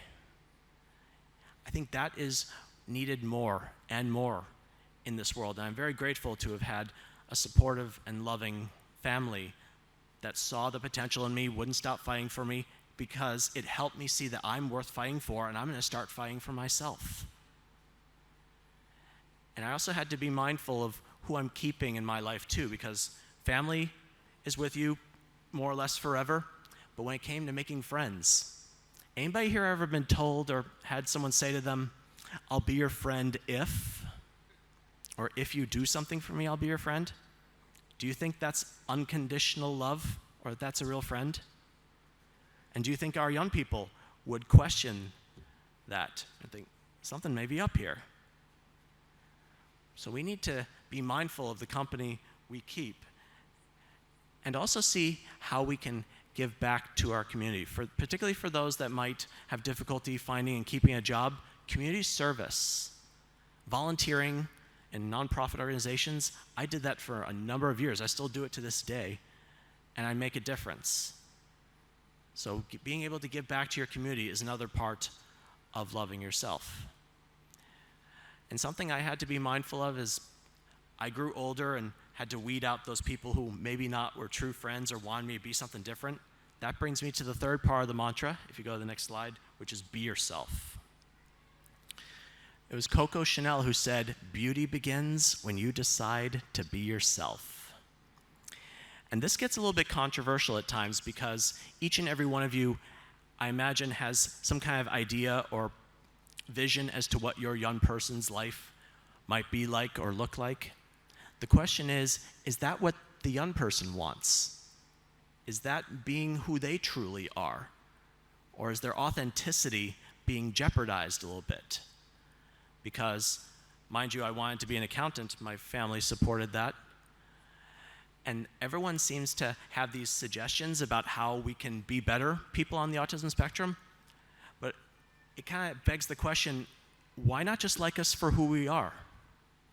Yes, we have the option to hear what you have to say, but it should be our decision on what we do with that information.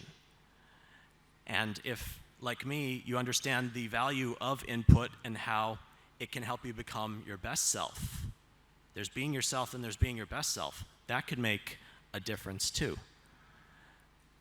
And a lot of times, I know when I was younger, I wanted to please others. I wanted to not rock the boat. I would kind of take people at their word or think people had my best interest at hand. I was a little too trusting, and that came back to hurt me a few times.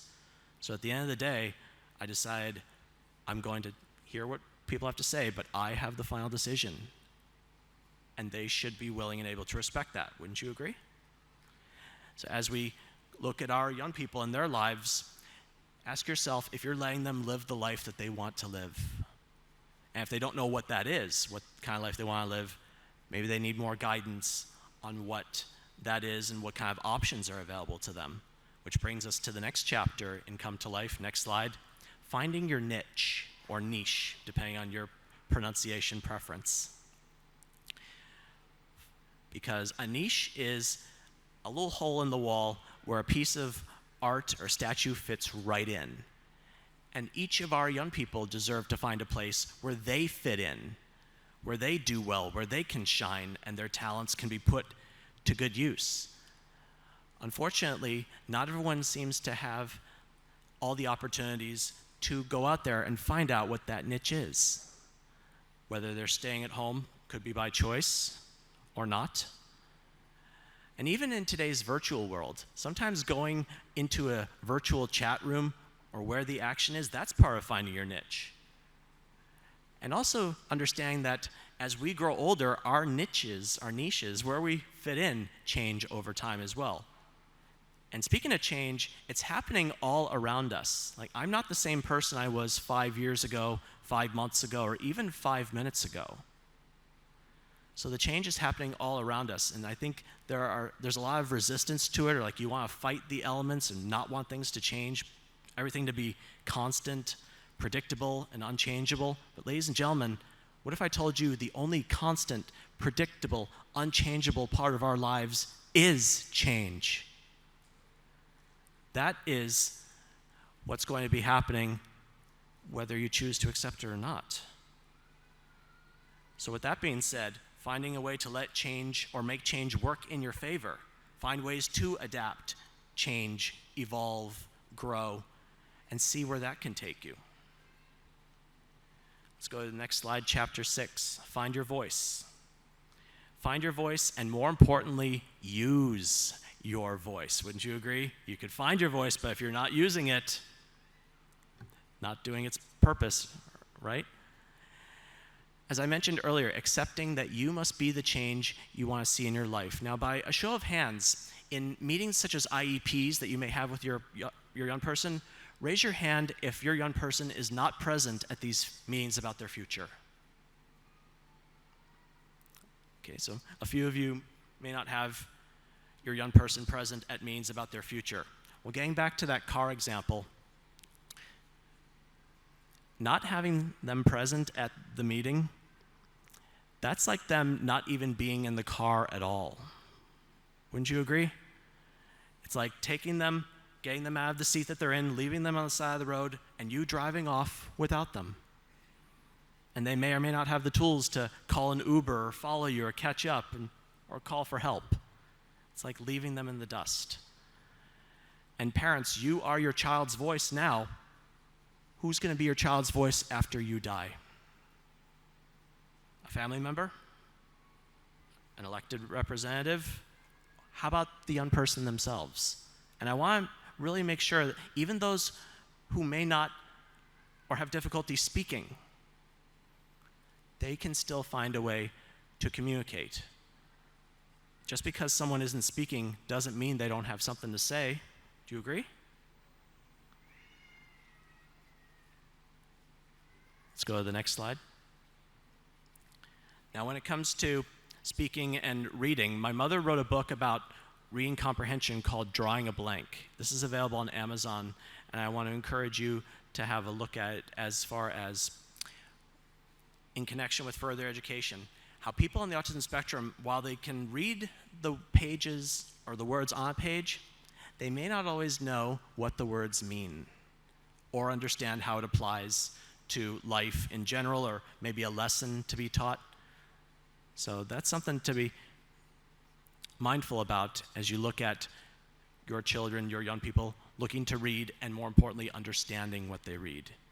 Because that is a large part of being a productive member of society and understanding how they can better themselves as a whole.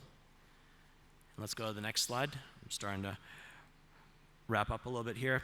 But the overall conclusion of Come to Life is I believe each and every one of us can be the hero in our own lives, particularly our young people.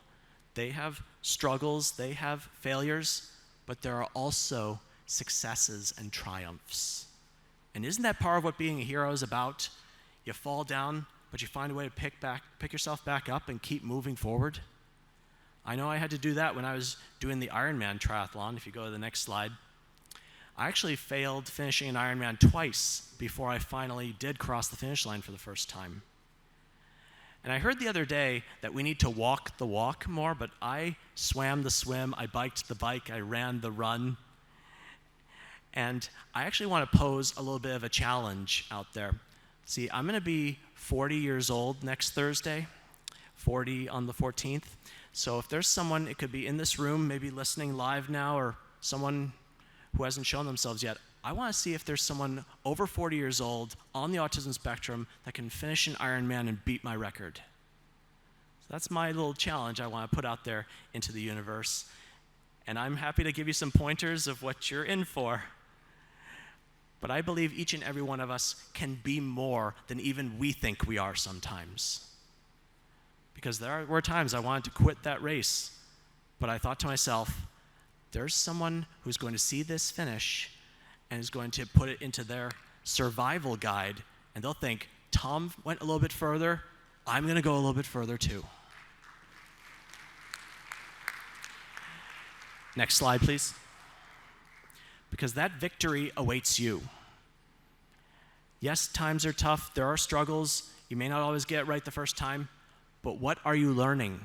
What are you doing to change the circumstances, make things different or better the next times around?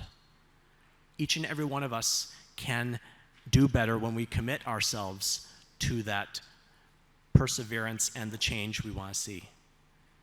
And if you go to the next slide, I encourage you all to see how Come to Life, it's available on Amazon, can help you come to life physically. Go to where the action is, whether it's in person or online. Come to life mentally, be able to pick yourself up and keep moving forward, even if you fall multiple times. Come to life emotionally. Take charge of your happiness and well-being rather than leave it in someone else's hands.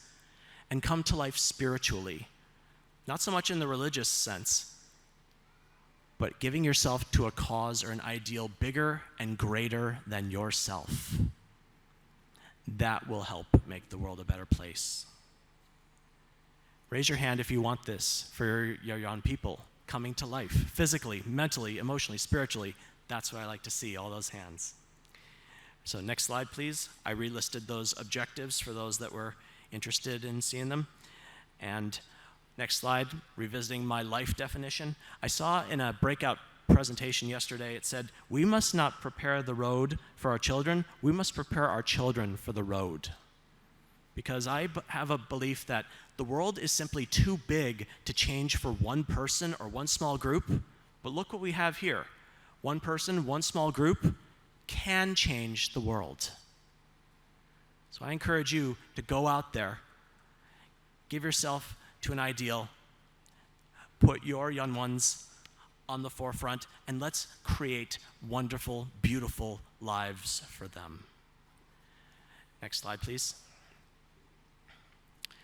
So if you like what you saw and heard today, I am available for these engagements, and I'm pleased to report that a copy of Come to Life and My Glasses Full, my current books, went to our honored panelists while the photos are being taken. So I'm hopeful that those seeds will be planted on fertile soil so that that manual, if you will, that prequel to transition, that's what I like to call Come to Life, a prequel to transition to put our young people on the path to the best life for them. And my fiance and I are actually writing another book. Oh, go back one slide. My fiance and I are writing a book called They Said We Couldn't, So We Did. Making relationships work when the odds are against you. Because I do believe we have a story to tell. Our struggles, our successes are going to help see that people on the autism spectrum can and do get married and have relationships that last a lifetime. Raise your hand if you want that for your young person. All right, and that brings me to the end of my presentation with the last slide here. Time and protocol permitting, I believe we have time for questions, if anybody has some. Thank you for your attention.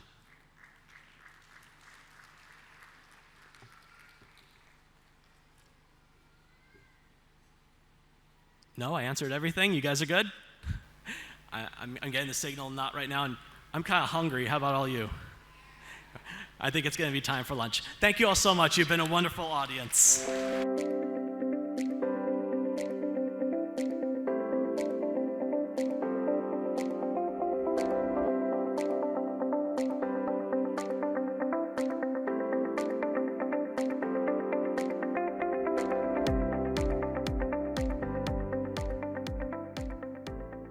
Thank you so much for watching the plenary session of ICANN Tanzania 2023 presented by Autism Connect. So to give you a brief about Autism Connect is an association of parents and professionals formed to disseminate scientifically validated information about therapies and treatments for autism. To know more about autism, you can log on to our website, which is www.autismconnect.com. After 2 successful ICANN conferences, the first one being at Dubai and the second one being at Tanzania, we are now coming up with the ICANN conference at Canada, Niagara Falls. To know more about our conferences, you can log on to our website, which is www.icannconferences.com. Thank you so much.